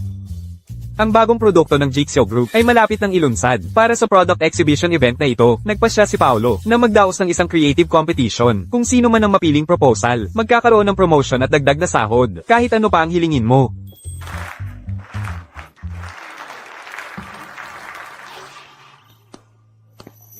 Kaya mo yan, naniniwala ako sa kakayahan mo. Salamat, Kuya Paolo. Sabi ko na nga ba, may relasyon sila, kaya mo yan. Naniniwala ako sa kakayahan mo. Nakakainis talaga. Okay lang na sinubukan niyang akitin si Paulo, pero pati si Director Paulo hindi niya pinatawad. HMPH. Kailangan natin siyang bigyan ng leksyon.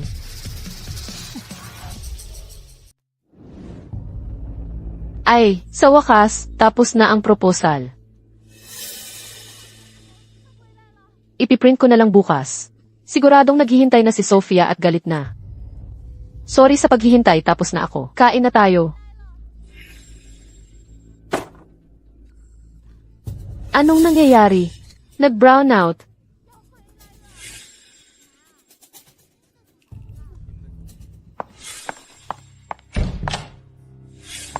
May tao ba? May security guard ba dito? Ah, sino kayo? Tulong. Ikaw na ahas. Yan ang napapala ng mga kabit. Mahilig kang mangakit, di ba? Tingnan natin kung hindi ko habarin. Ang damit mo, malandi ka. Bitawan niyo ako. Uy, may darating. Takbo.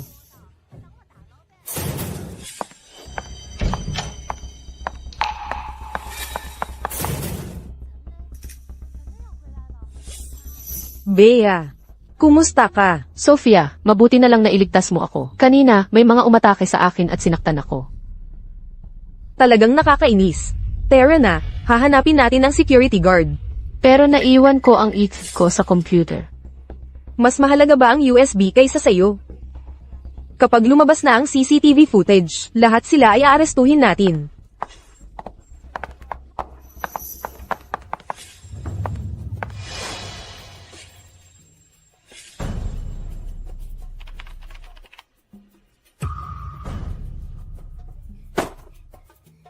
Sa kompetisyon na ito, hangin lang ang maibibigay mo.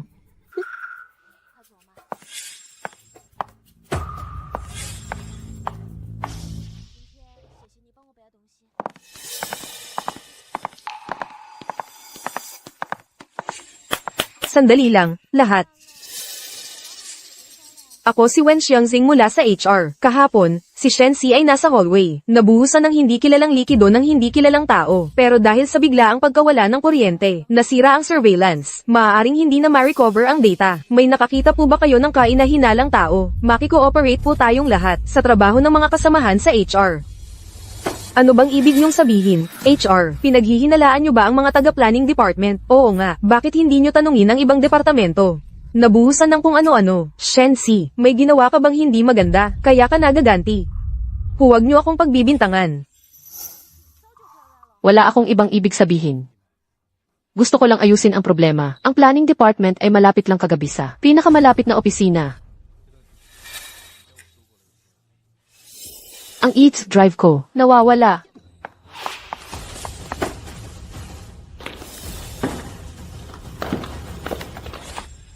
Ano itong ingay? Si Shensi, ang dami mo namang problema. Sabi mo inatake ka, tapos para sa proposal plan, tapos nawawala ang USB drive. Ang galing mong gumawa ng kwento, ang galing mong gumawa ng kwento. Baka naman, hindi mo talaga kaya magsulat ng proposal, kaya nag-imbento ka na lang ng ganito. Ano bang pinag-uusapan nyo? Babaliin ko ang mga bibig nyo. Ah, sige, kaya pala kayong dalawa, matagal na kayong magkakilala. Kaya pala laging kami ang pinaghihinalaan nyo. Tama na, kalma lang tayong lahat. Shensi, huling araw na naman to, kung hindi ka makapag-submit ng proposal, okay lang. Kung wala kang sapat na kakayahan, huwag mong isipin na angat ka sa pamamagitan ng kompetisyon. Manager Gao, sumali rin ako. Ito ang proposal ko. Ikaw naman, mas mabuti pang manatili ka sa lupa at dahan-daang gumapang. Ang galing-galing, talagang mahusay po, madam, kahit ang proposal ay napakaganda.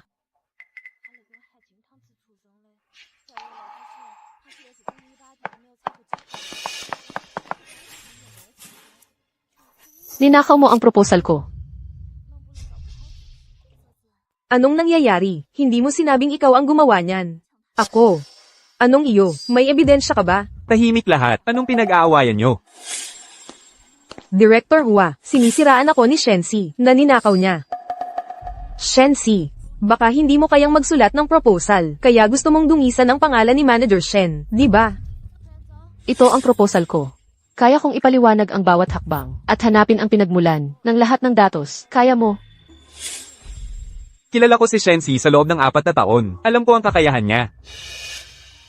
So, ang paniniwala pala ay pwede nang maging ebidensya. Nakikita ko, may relasyon kayo, kaya kaganyan kakampi sa kanya, di ba? Kaya pala si Shensi ay nakapasok sa kumpanya, dahil sa pagkapit kay Director Hua. Talagang isang malandi. Ikaw na malandi, ito ang kahihinatnan mo sa pagiging kabit. Ikaw nga, ang nanloko sa akin kagabi. At nanira sa akin, ikaw yun. Shensi, tumigil ka sa kahibangan mo. Nahuli ka na. Kaya ka nananampal ng aso na na-corner, di ba? Kaya pala kayo pala ang nananakit. Sa aming Xiaoxi. Shensi, bakit ka ganyan kainit? Hindi ba dahil inilantad namin ang tunay mong pagkatao? Anong tunay na pagkatao ni Shensi? Brother Kiran, sinisiraan ako ni Shensi na ninakaw ko ang proposal niya. Si Director Hua, kahit walang ebidensya, naniniwala sa kanya. Siguradong may relasyon silang dalawa. Wala kaming anuman. Assistant Kin, makipag-ugnayan ka sa IA department at saka, sinumang magkakalat pa ng chismis, ay agad natatanggalin. Opo. Huwazi lang. Sumunod ka.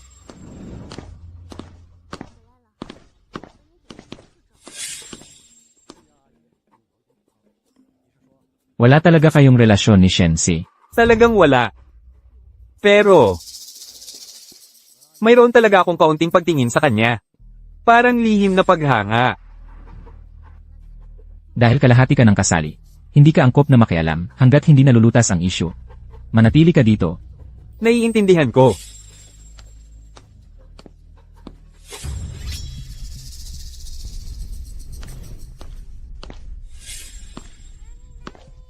Mister, yan. Kumusta ang sitwasyon? Sige, ipadala mo agad sa akin. Mister, yan. Inimbestigahan namin ang surveillance room at nakakita kami ng 2 bahagi ng surveillance footage na sinadyang burahin.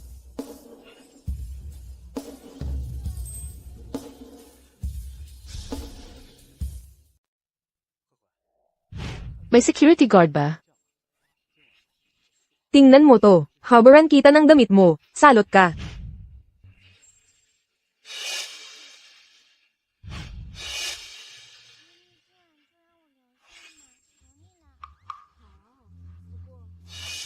Ayos. Kayo pala ang may gawa nito. Oo. Tapos dinaya nyo pa si Shensi para mapansin. Kayo-kayo lang pala ang gumawa. Manager Shen, hindi, Madam Yan, hinihiling namin, iligtas nyo kami, pakiusap kay Mr. Yan. Makiusap. Ginawa nyo ang ganitong bagay, paano pa kayo makikiusap? Madam Yan, ginawa namin ito, hindi ba't para sa inyo lahat ito? Anong pinagsasabi mo? Kailan siya naging asawa ni Mr. Yan? Ano? Manager Shen, palagi ka namang, nandaraya sa amin, nandaraya sa amin. Kuya Kiran, sabihin mo na sa kanila, ang relasyon natin. Sa pagitan namin, maliban sa boss at empleyado, wala nang ibang relasyon. Hindi ba't kayo pa ang sweet noon? Ngayon, sa harap ng lahat, pinapahiya mo si Shenzhou. Anong kabaliwan na naman to ni Kiran? Assistant Kin, dalhin nyo na sila pababa. Tanggalin nyo na sila agad. Pangmatagalan na pagbabawal sa Bayang Malaya. Opo. Alis na, lumabas na kayo. Lumabas na kayo, lumabas na kayo. Kung hindi kayang pamahalaan ni Manager Shen ang mga tauhan niya, huwag ka nang umupo sa posisyon mo. Ang mga bagay, sa wakas, matagumpay na natapos.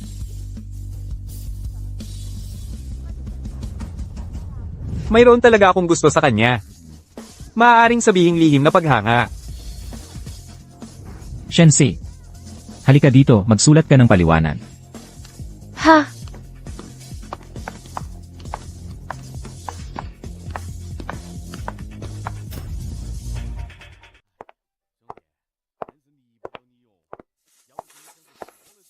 Naresolba na ang mga bagay.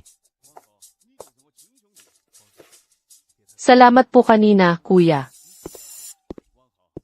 Huwag ka ng madaming salita, magsulat ka ng paliwanag. Paliwanag?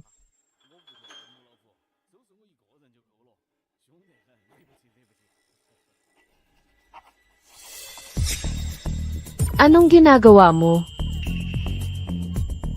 Hindi maganda ang pagkakasulat mo, tuturuan kita. Sapat na ang sabihin mo lang.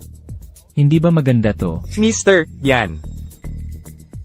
Hindi lahat ng bagay ay magagawa ng isang president.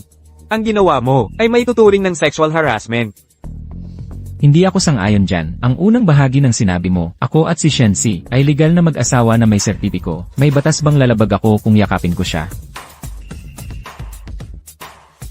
Tama ba, asawa ko?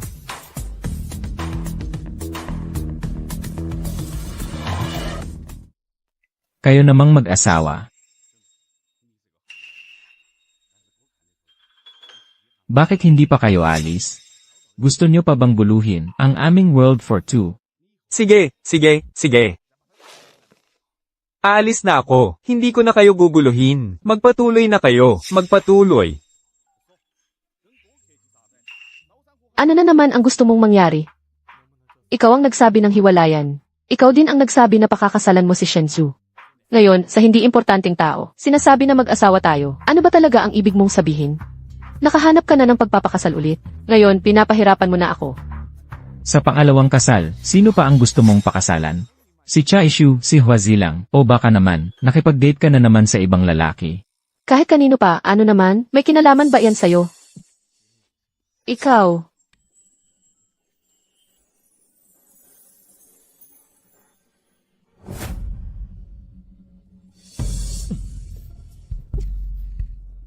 Shensi.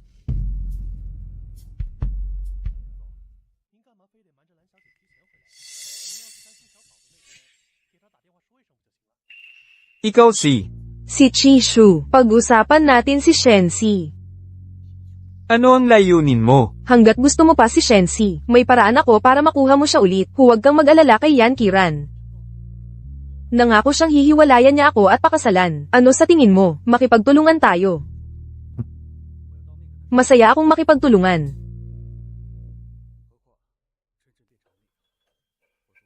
Oh,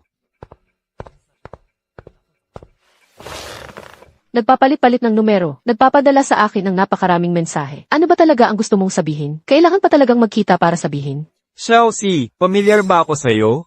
Kilala na naman kita dati pa, kaya natural lang na pamilyar ka sa akin. Pinapunta ako dito ng taong ito, para lang sabihin ang mga walang kwentang ito.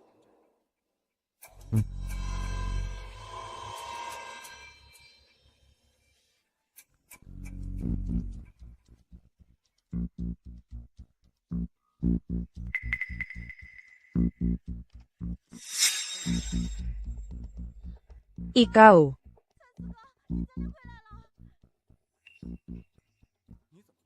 Patawad, Xiaoxi.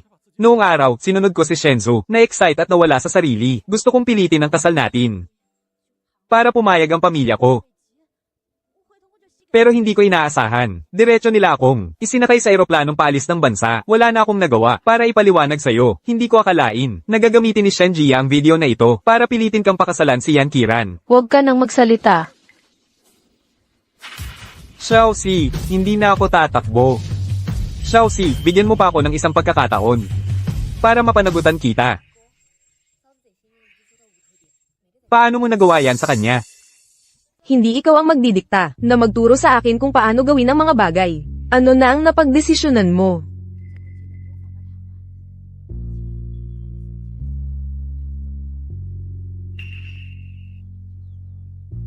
Alam ko na. Malinaw na pareho lang silang tao. Bakit nagpapanggap kang malinis? Chaishu, sinira mo ako. Ngayon mo lang sinasabi na gusto mong panagutan ako. Huli na ang lahat.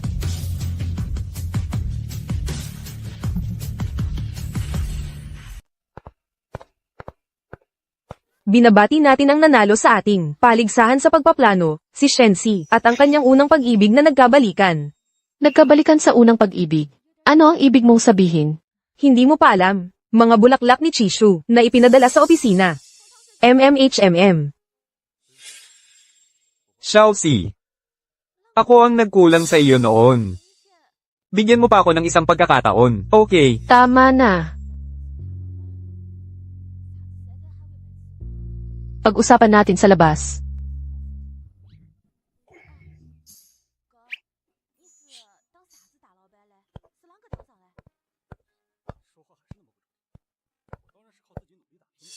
Ano ba talaga ang gusto mo? Tinanggihan na kita noong huli. Hindi ako susuko. Xiaoxi. Bigyan mo pa ako ng isang pagkakataon. At alam ko na, si Yan Kiran ay malapit nang makipagdiborsyo sa iyo at pakasalan si Shenzu.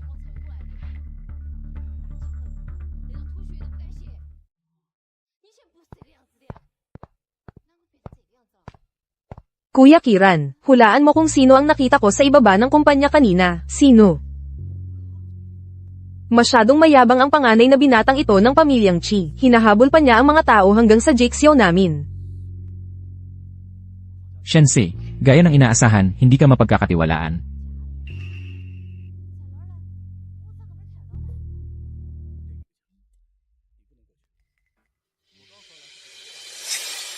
Xiaoxi, bigyan mo pa ako ng isang pagkakataon, okay?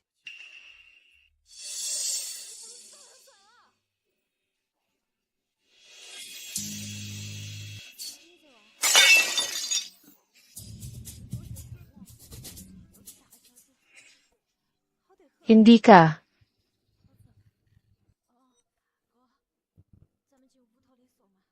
Hindi iyon. Xiaoxi. Shensi. Chishu, hindi ito ang inyong Chi Corporation. Kung patuloy kang papasok labas ng ganito na nanunulso sa ating mga babaeng empleyado, ipapalis kita sa pamamagitan ng security. Dahil may kooperasyon, kaya ako napunta sa Jixiao at para bisitahin si Xiaoxi. Anong tapang mo? Kung malaman ito ni Mr. Yan, mag-ingat ka baka hindi mo kayanin. Hanggat si Xiaoxi ay makakabalik sa akin, wala akong kinatatakutan.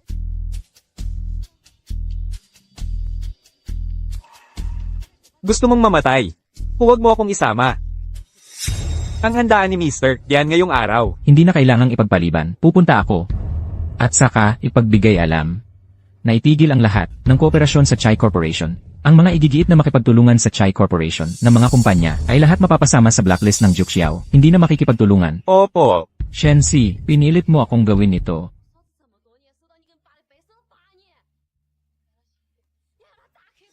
Isuot mo yan, samahan mo akong pumunta sa ball mamaya. Hindi ako pupunta. Sabihin mo kay Shenzhou mo na pumunta. Hindi siya pwede, kailangan mong pumunta. Ang pagtanggi sa akin ay walang magandang kahihinatnan. Alam ko.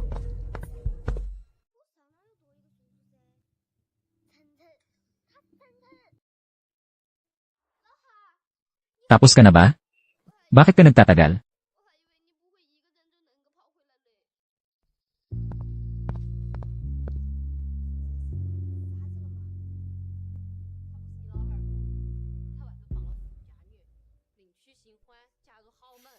Sa ganito kagandang pangangatawan. Hindi ka takatakang nakakaakit ng napakaraming mabubuting lalaki. Anong ginagawa mo?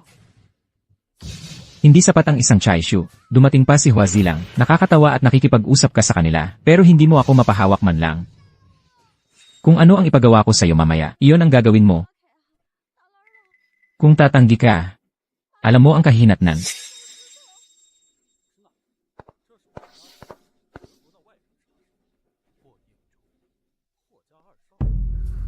Bumaba ka. Nakasuot ako ng ganito. Paano ako lalabas? Ngayon, mayroon ka ng hiya. Palagi naman. Alam kong kinaiinisan mo ako. Pero kahit papaano, ako ay tagapamilya pa rin ng yan. Isang apo na manugang na pinakasalan ng maayos. Ang pag-insulto sa akin ay katulad ng pag-insulto sa iyo.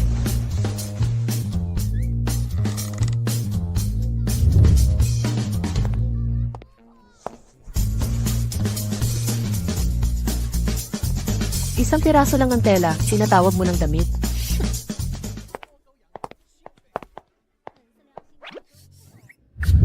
Dito po, Mr. Yan. Nandito na si Mr. Yan. Halika, maupo po kayo. Malaking karangalan po na naparito si Mr. Yan. Talagang isang karangalan para sa amin. Hindi ba?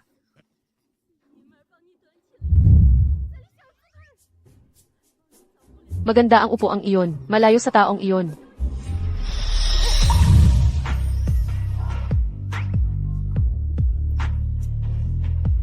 Anong iniisip mo? May bakanting upuan doon. Mas mabuti pang umupo na lang ako doon. Hindi ka pwedeng umalis. Nauuhaw ako. Anong ibig mong sabihin? Kailangan ko pa bang subuan ka?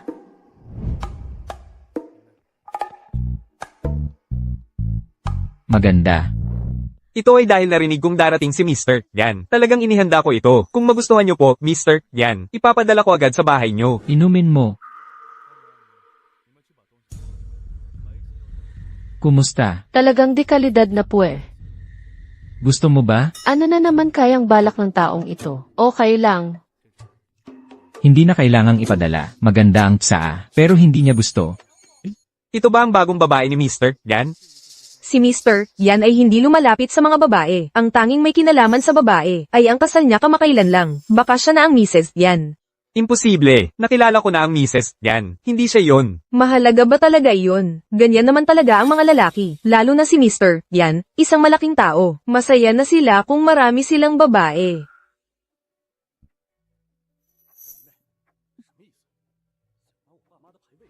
Mrs. Yan. Sa party ni Mr. Yan ngayon, may bago siyang kasama. Mukhang malapit sila. Sige, Mr. Yan, halika na. Mr. Yan. Ang babae niyo po ay talagang napakaganda. Sa katawan man o sa mukha, bagay na bagay kayo. Talaga? Kayo rin, ganyan ang tingin nyo?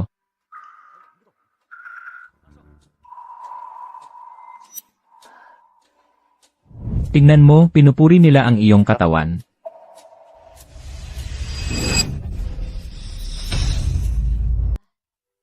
Kahit sa damit niya, kita pa rin ang hubog ng katawan niya. Magaling ang paningin mo, Ginoong Zhang. Hindi po.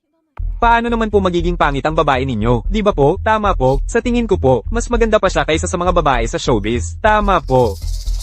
Halika po, Sir Paulo. Iinom po ako para sa inyo. Iinom po ako para sa inyo. Hindi po ako iinom.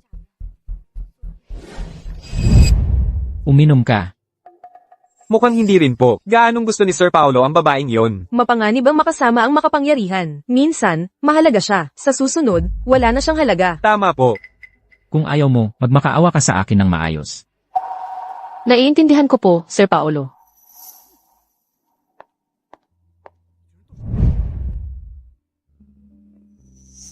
Mabuti po. Ihain mo ang toast sa lahat ng narito. Hindi na po kailangan utusan ni Sir Paulo. Hindi ko rin po sisirain ang kasiyahan ng lahat.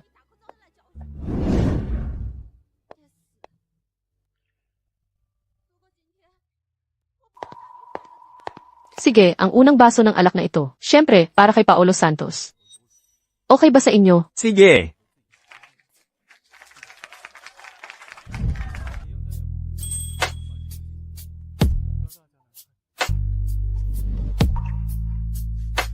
Paolo, dahil sa relasyon natin, syempre, alak na magbubuklod sa atin. Ang saya ng ganitong pagtitipon.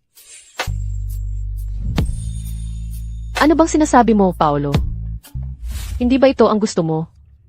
Iangat mo ako sa tuktok, tapos ibagsak mo ako sa lupa.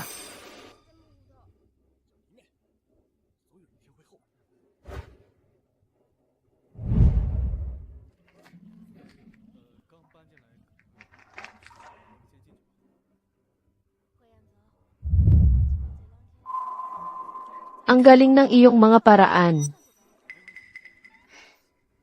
Ganitong kakaibang laro, hindi sapat na ako lang ang pagsilbihan mo. Dapat alagaan mo rin silang lahat. Kakaiba, bakit ako nahihirapan? Kuya Paulo, bakit hindi mo ako sinama sa pakikisalamuha?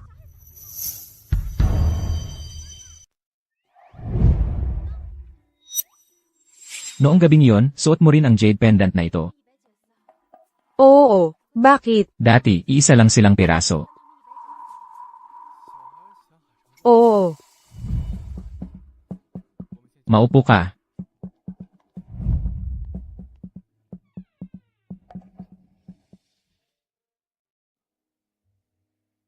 Ang jade pendant na ito ang nagpapatunay na hindi nagsinungaling si Maria. Pero kahit alam kong siya nga, bakit ako nahihirapan ng ganito?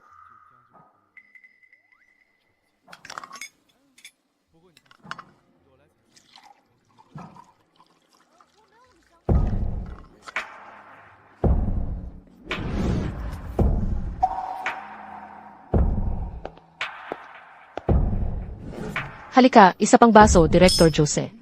Sige.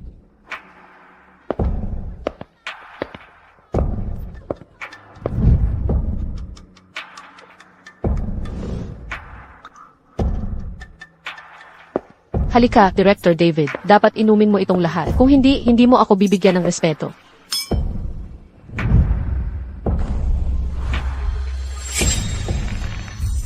Ganda. Gusto ko rin uminom ng alak kasama ka. Director Zhang, malaki ang iyong kagustuhan. Paolo, ang iyong baby. Pahiram naman ako sa kanya. Pwede ba? Uminom tayo. Bakit naman magmamalasakit si Paulo? Nandito na pala ang asawa ni Paulo. Hindi ba't ang kasama niya ay tagapalit lang ng asawa niya? Para ipahiya ako. Talaga pang pinapunta mo si Maria. Paolo, nakakadiri ka.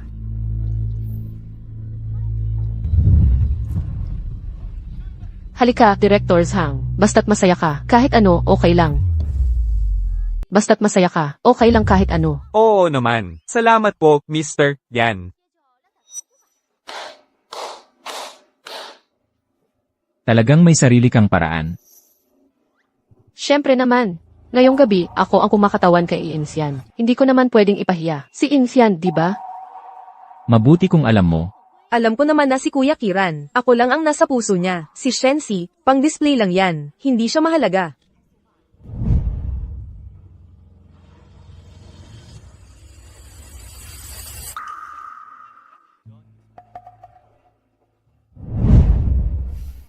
Ang tigang na matandang yan. Mr. May maganda ka namang asawa. Bakit hindi mo ipahiram sa akin? Itong maliit na kagandahan para paglaruan? Walang problema. Tanungin mo siya kung gusto niya. Siyempre, gusto niya. Sino man ang samahan niya. Okay lang. Sige na. Hindi ka pababayaan ni Mr. Zhang. Maliit na kagandahan. Akin ka ngayong gabi. Sige, Yin Zhang. Kailangan mo siyang tratuhin ng maayos. Oo naman. Shensi, ang galing mo talaga. Ninvian, hindi ka naman siguro na lasing kaya ka nadulas? Tagapaglingkod, bilis linisin to. Umalis ka. Huwag kayong mag-alala lahat. Siguro hindi ko lang naasikaso ng maayos si Isian. Ninvian, Tama na ang pag-arte. ano bang sinasabi mo, Jinfian? Ginawa ko lang naman ang gusto mo. Hindi ba sapat ang ginawa ko? Para mapasaya ka? Anong ginagawa mo? Kainis na Shensi. Anong kalokohan na naman yan? Paano nangyari yun, Shensi? Hindi pa ako naging ganito, kasaya sa'yo. Anong ginagawa mo? Kuya Kiran. Wala kang karapatang magsalita dito. Gusto mo siya? Wala po. Nagkakamali po kayo, President Yan. Medyo nalasing lang po ako kanina. Hindi po ako magaling magsalita. President Yan. Pakiusap, hayaan niyo na po ako. Napakalakas ng loob mong hangarin ang babae ko. Gusto mo na bang mamatay? President Yan. Lahat po yun ay hindi sinasadya. Hindi ko po magagawa yon. Miss, pakiusap, ipagmakaawa mo ako sa kanya. Hindi ko na po uulitin. Umalis ka na. Huwag ka nang magpapakita dito. Mukhang tapos na ang career ni President Zhang. Deserve niya yan. Buti na lang si President Yan lang ang nagpapainom sa kanya. Hindi niya pwedeng bastyusan ng iba. Kuya Kiran, anong gagawin ko? Ikaw, naaalala ko, wala ang pangalan mo sa listahan ng bisita sa party.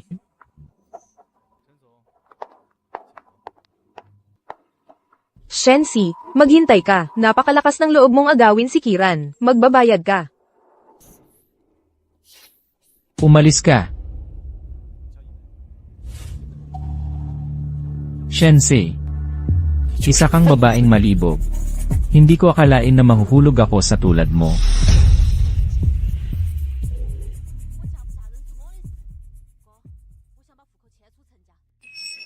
Kumusta? Hindi mo ba nagustuhan?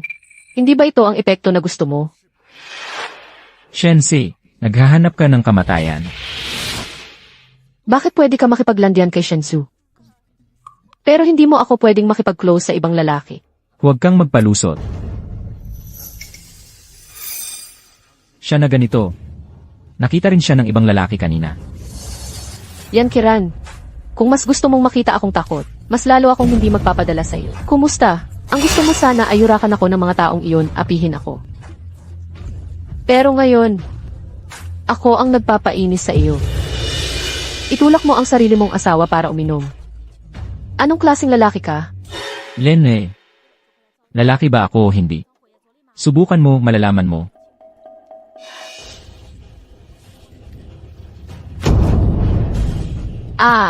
Huwag,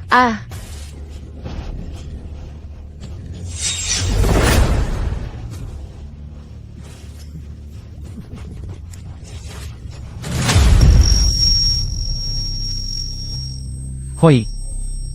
Anong nangyari sa'yo? Huwag ka nang umiyak, wala akong gagawin sa'yo. Huwag kang mag-alala. Ano ba talaga ang nangyayari sa'yo? Pasensya na. Pasensya na, hindi ko sinasadya. Ang pabago-bago ang ugali. Minsan nakakainis ka, tapos minsan ang lambing mo.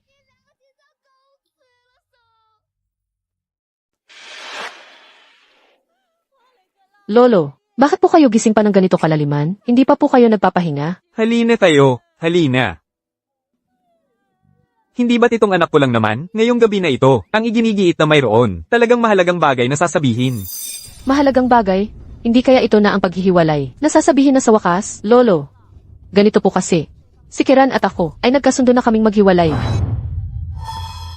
Tama na, tama na. Hayaan mo na akong magsabi. Pareho lang naman kung sino ang magsabi. Ngayong gabi na ito, ano ba talaga ang gusto ninyong sabihin? Huwag kang gagalaw. Baka halikan kita sa harap ni Lolo. Lolo, tungkol kay Xiaoxi. Noong una, tulad nga ng inyong, iniisip hindi talaga maganda dahil hindi naman kami gaanong magkakilala. Pero ngayon, mas lalo ko siyang nagugustuhan. Dati, hindi ko alam pahalagahan. Pero simula ngayon, hindi na. Huwag po kayong mag-alala, Lolo. Simula ngayon, sisiguraduhin kong aalagaan ko ng mabuti si Xiaoxi. Papasayahin ko siya. Aba, magaling, magaling. Sabi ko na nga ba, si Xiaoxi ay isang mabuting bata. Siguradong magugustuhan mo siya. Anong kalokohan ang sinasabi mo? Hindi ba ang paghihiwalay ang pag-uusapan? Sige na, sige na. Nasaan si Lolo? Hindi ko kayo iistorbohin. Matutulog na si Lolo.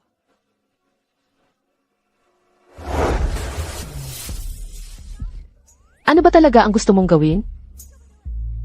Xiaoxi, huwag mo akong hiwalayan, okay? Bakit kaya bigla siyang tinawag ako ng ganyan? Ano ang ibig sabihin niyan? Xiaoxi, noong una hindi talaga kita nagustuhan. Sa gabi ng kasal, napansin ko rin, ang peklat sa tiyan mo, akala ko. Ikaw ay isang babaeng mapag-imbot. Pero ngayon, bawat sandali, ay nahuhumaling ako sa'yo. Kapag nakikita kitang kasama ang ibang lalaki, sa puso ko, nagagalit ako ng walang dahilan. Hindi ko maintindihan kung bakit ako nagagalit. Nalaman ko lang kalaunan na gusto kita. Xiao Si.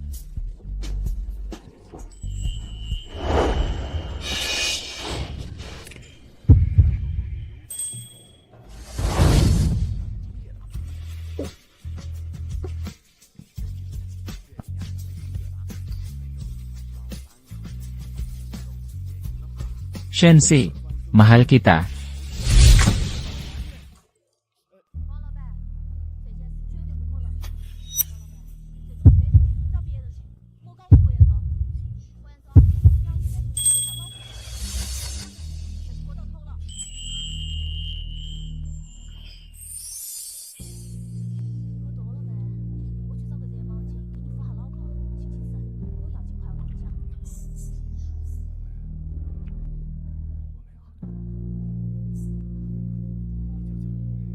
Shensi, huwag mo akong iwanan.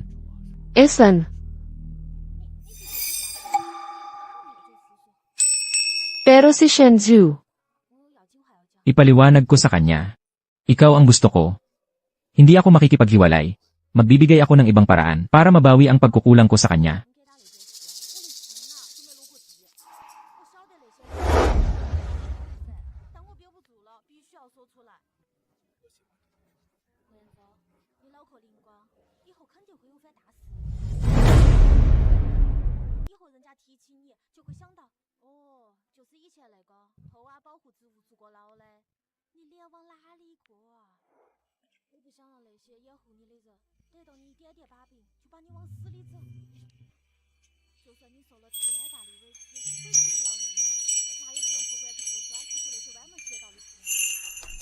Sumpa ang pamilya Shen, naglakas loob na gawin yan sa'yo. Titiyakin kong magbabayad sila. Si Chaishu na yun. Talagang inutil. Hindi kayang protektahan ang mahal niya. Nandoon nga siya noong gabing yon, sa bar sweetheart, may mga nangyari, normal lang na gusto niyang itago yon. Pero bakit parang, may mali pa rin? pero sa tingin ko, hindi si Chai Shu ang lalaking iyon. Bakit?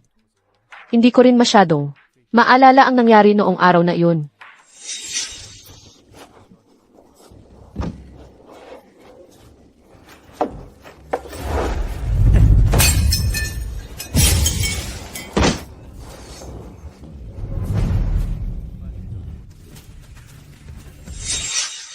Mata, naalala ko na. Yung lalaki may suot siyang kalahating maskara na tumatakip sa mata niya. Nang lumaban ako, medyo lumuwag ang maskara niya. Nakita ko ang peklat sa gilid ng mata niya. CJ, ayusin ko agad na may mag-imbestiga. Titiyakin kong mananagot ang pamilya Shen sa'yo. Salamat po. Salamat. Manyak ka. Pasaway ka.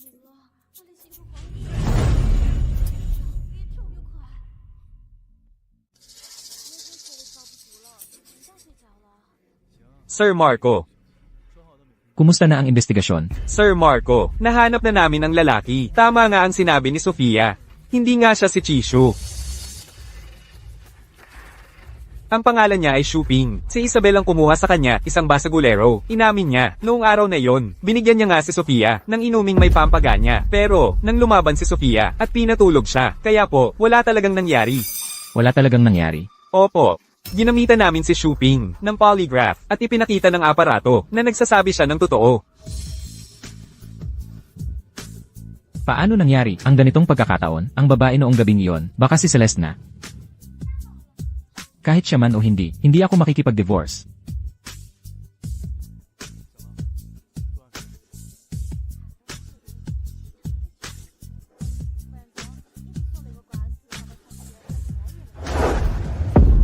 Kuya Marco, ano ang sinasabi mo?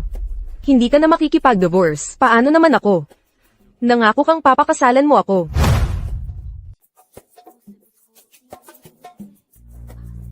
Kompensasyon. Naiintindihan ko na. Pwede ba tayong magkita ulit? Isang huling beses. Nakikiusap ako.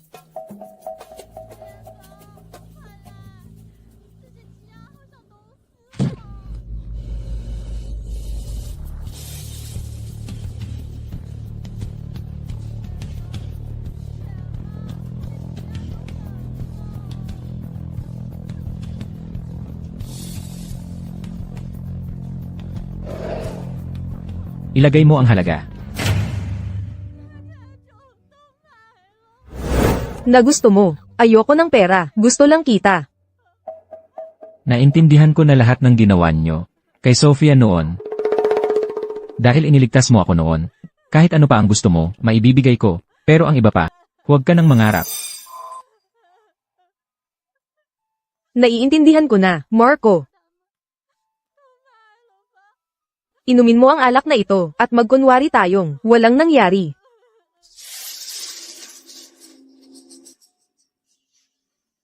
Basta't maging totoo ang pagsasama natin, magkakaroon pa ako ng pagkakataon na maging asawa ni Marco.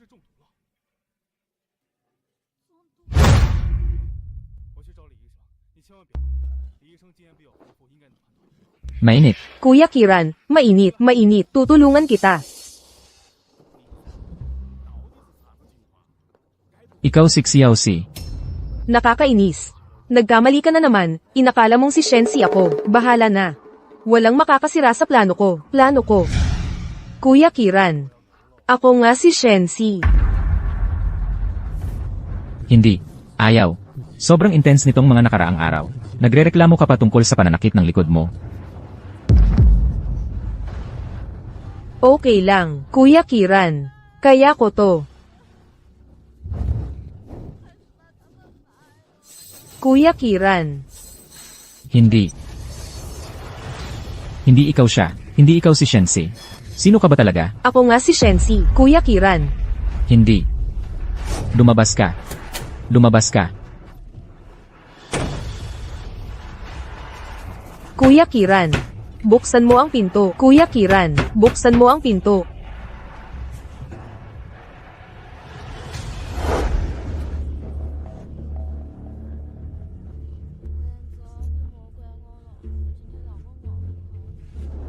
Nalasing ako. St. John Hotel. Halika na.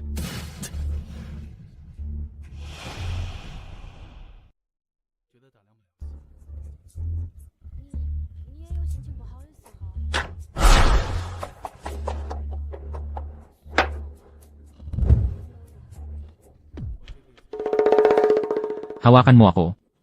Hindi ba mas mabilis gagaling? Hindi pa magaling ang likod ko.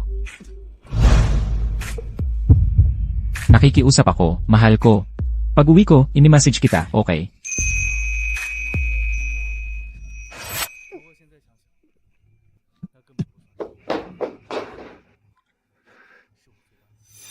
Talaga? Ganito ka ba kaayaw?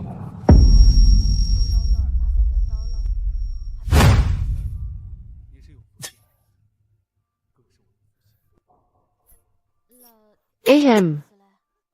Xiaoxi, anong nangyari sa'yo? Kumusta?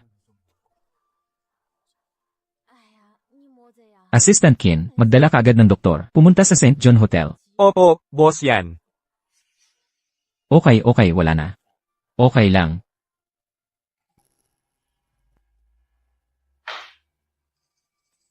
Nakakainis. Bakit ka laging napakaswerte? Dati, hindi mo ako pinansin, anak ako ng kabit. Gagawa ako ng paraan para mawala ang iyong dangal. Kahit na ganito, bakit marami pa ring nagmamahal sa iyo?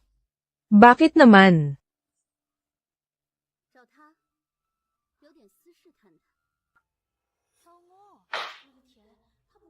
Lahat ng ginawa mo kay Yan Kiran. Narinig ko na lahat.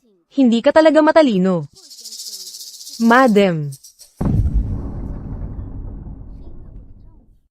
Hindi ko akalain na malakas pala ang loob ni Shensi. Talagang ang nagawa niyang makuha si Yan Kiran. Sa totoo lang, mas gusto kita. Sa tingin ko rin, ikaw lang ang karapat-dapat maging manugang ko. Talaga po, madam. Siyempre, may maganda akong paraan para tanggalin si Shensi. Handa ka bang makinig? Tanggalin.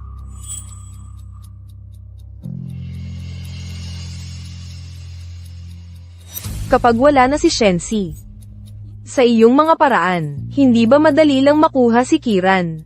Huwag kang mag-alala, tutulungan din kita. Bakit ako? Mahal kong bata, hindi ba sinabi ko na kanina? Ikaw lang ang karapat-dapat maging apumanugang ng pamilyang yan. Ang tanga mo talaga, kaya pala hindi ka rin gusto ni Yan Kiran.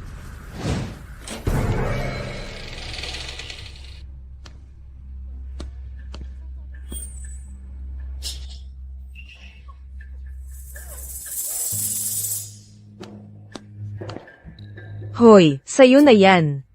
Huwag mo akong bibigwin. Alam ko. Shensi, tingnan natin kung paano ka lalaban sa akin.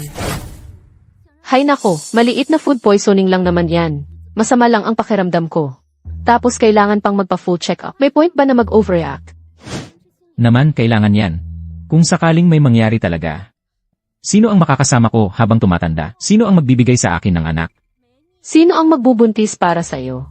Ako naman, hindi ako nagrereklamo kung mag-focus lang tayo sa ating dalawa. Kaso lang, malulungkot ang lolo ko. Dahil sa pamilya namin, mahirap magkaanak. Isang linya lang ang nagpapatuloy. Kung marinig lang ng lolo ko, ang sinabi mo, baka. Huwag mo akong i-pressure gamit ang lolo mo. At saka, hindi yun ang ibig kong sabihin. Magkaanak, pwede. Depende sa performance mo. Anong performance?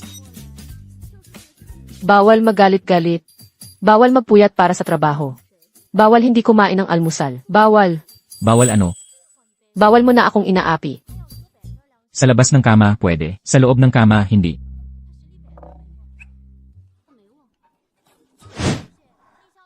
Ano? Nawala ang nanay ko.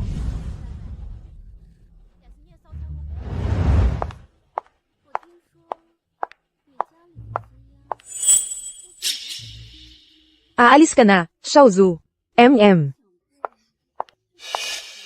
Kapag ang isang tao sa paligid mo ay nagpapakita ng malaki at hindi pangkaraniwang pagbabago sa emosyon, kailangan mong maging mas maingat. Maaaring ito ay bipolar disorder na nangangailangan ng interbensyon at paggamot para maiwasan ang anumang hindi inaasahang kilos.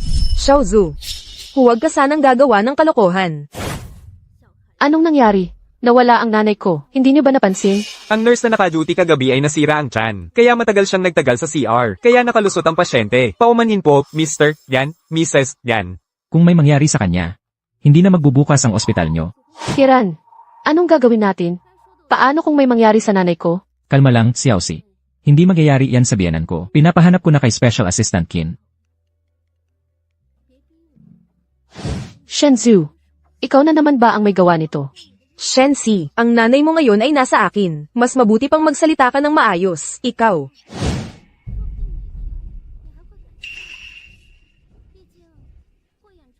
Shenzhou, ang pamilya nyo talagang Shen, hindi kayo nawawala. Gusto mo na naman gamitin ako para bantaan si Xiaoqi. Ganun ba? Dahil laging nakikipag-agawan si Shensi sa akin. Kung may dapat sisihin mo ang mabuti mong anak.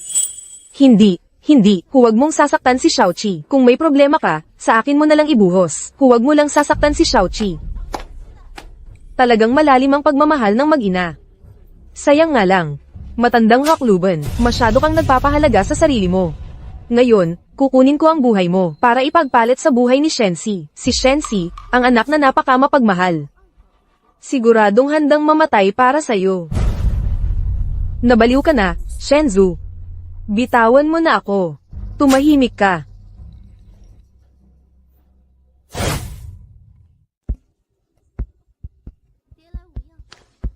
Unang madam.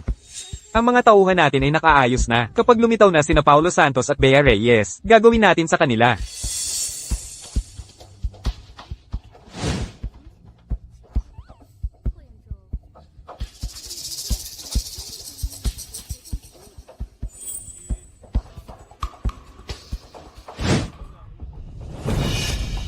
Sophia Reyes, huwag kang gagawa ng gulo. Sa wakas, nandito na sila. Bea, bilisan mong umalis. Huwag mo akong alalahanin. Sophia Reyes, alam kong ako ang kinaiinisan mo. Kahit anong gawin mo sa akin. Nakikiusap ako, pakawalan mo na si Nanay Maria, okay? Gusto mo siyang iligtas. Lumuhad ka at magmakaawa ka sa akin. Sophia Reyes, huwag mong subukan ang pasensya ko. Kung magtangka kang manakit, hindi kita patatawarin. Wala na akong mawawala pa. Paulo Santos, kung hindi mo siya hihiwalayan at pakasalan ako, papapatayin ko ang matandang ito. Huwag. Alam kong ako ang kinaiinisan mo. Huwag mo siyang hawakan. Bea, kumalma ka. Talagang nagmamalasakit ang mag-ina. Sige, Bea, halika dito, palitan mo siya.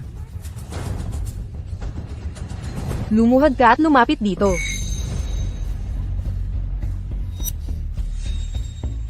Ako na ang luluhod para sa kanya. Masaya ka na ba? Bakit mo siya mahal na mahal?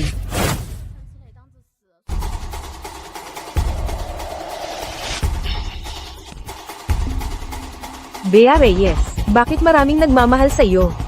Gusto kitang patayin. Sofia, tumigil ka. Bakit ka nandito? Sofia. Ang pagpatay ay labag sa batas. Lahat ng pagkakamali ay kasalanan ko. Hindi kita napalaki ng maayos. Umuwi ka na sa amin. Sige na. Tama ang sinabi ng iyong ina. Hindi pa huli ang lahat para magbago ka.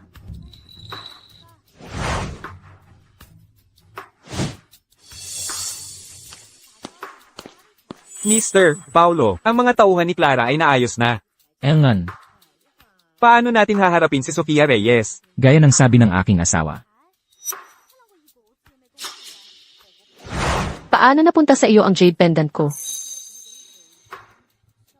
Ito ang iyong jade pendant. Esan, Mabuti naman. Ikaw pala.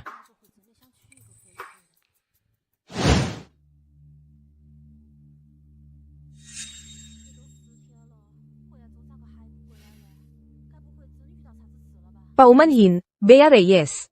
Talagang nawala ako sa katinoan sa pagkakataong ito. Sa totoo lang, hindi ko naisip na papatayin kita. alam ko, wala kang lakas ng loob para gawin iyon. Noong araw na iyon, nakilala ko si Clara sa bar. Sinabi niya sa akin, na basta't mawala ka, magpapakasal sa akin si Mr. Paulo. Nagalit ako noon kaya nawala ako sa katinoan. Nalinlang ako niya. Ngayong iniisip ko, kahit wala ka, hindi pa rin siguro ako papakasalan ni Mr. Paulo. Ano? Nabigo pa rin ito, sayang si Sofia Reyes, at ang mga tauhan natin.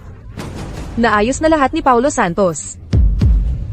Maghanap ng tao para bantayan si Sofia Reyes. Hindi nila dapat malaman na ako ang nasa likod nito. Huli na.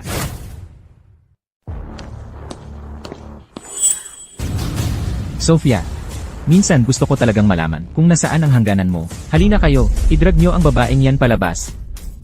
Tatay. Tatay, patawad po. Tatay, ayoko makulong. Tatay, iligtas niyo po ako ulit. Huwag mo akong tawaging tatay. Wala akong manugang na tulad mo, na iligtas na kita ng ilang beses. Hindi ka nagsisisi. Wala na akong magagawa. Makulong. Masyado ka pang mapalad.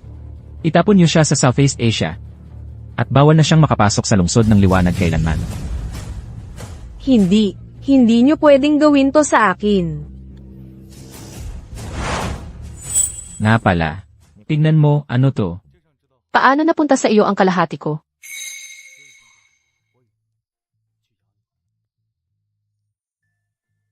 Isabel. Kaya pala, ikaw nga pala ang aking tagapagligtas. Ganito pala. Sabi ng nanay ko, ang jade pendant na ito ay inukit ng lolo ko. May mahiwagang jade pendant ito. Siguradong magbibigay ito ng swerte sa akin para mahanap ko ang kaligayahan. Ang kalahati ko ay nasa iyo. Kung ganoon, ang kaligayahan ko ay nasa iyo rin. Masyadong nagmadali ang nakaraang kasal. Kasalanan ko na nagdusa ka sa mga paninirang puri. Isabel, magsimula tayo ulit. Sa pagkakataong ito, tiyak na bibigyan kita ng pinakamalaking kasal sa lungsod ng liwanag. Isabel, gusto mo bang maging asawa ko?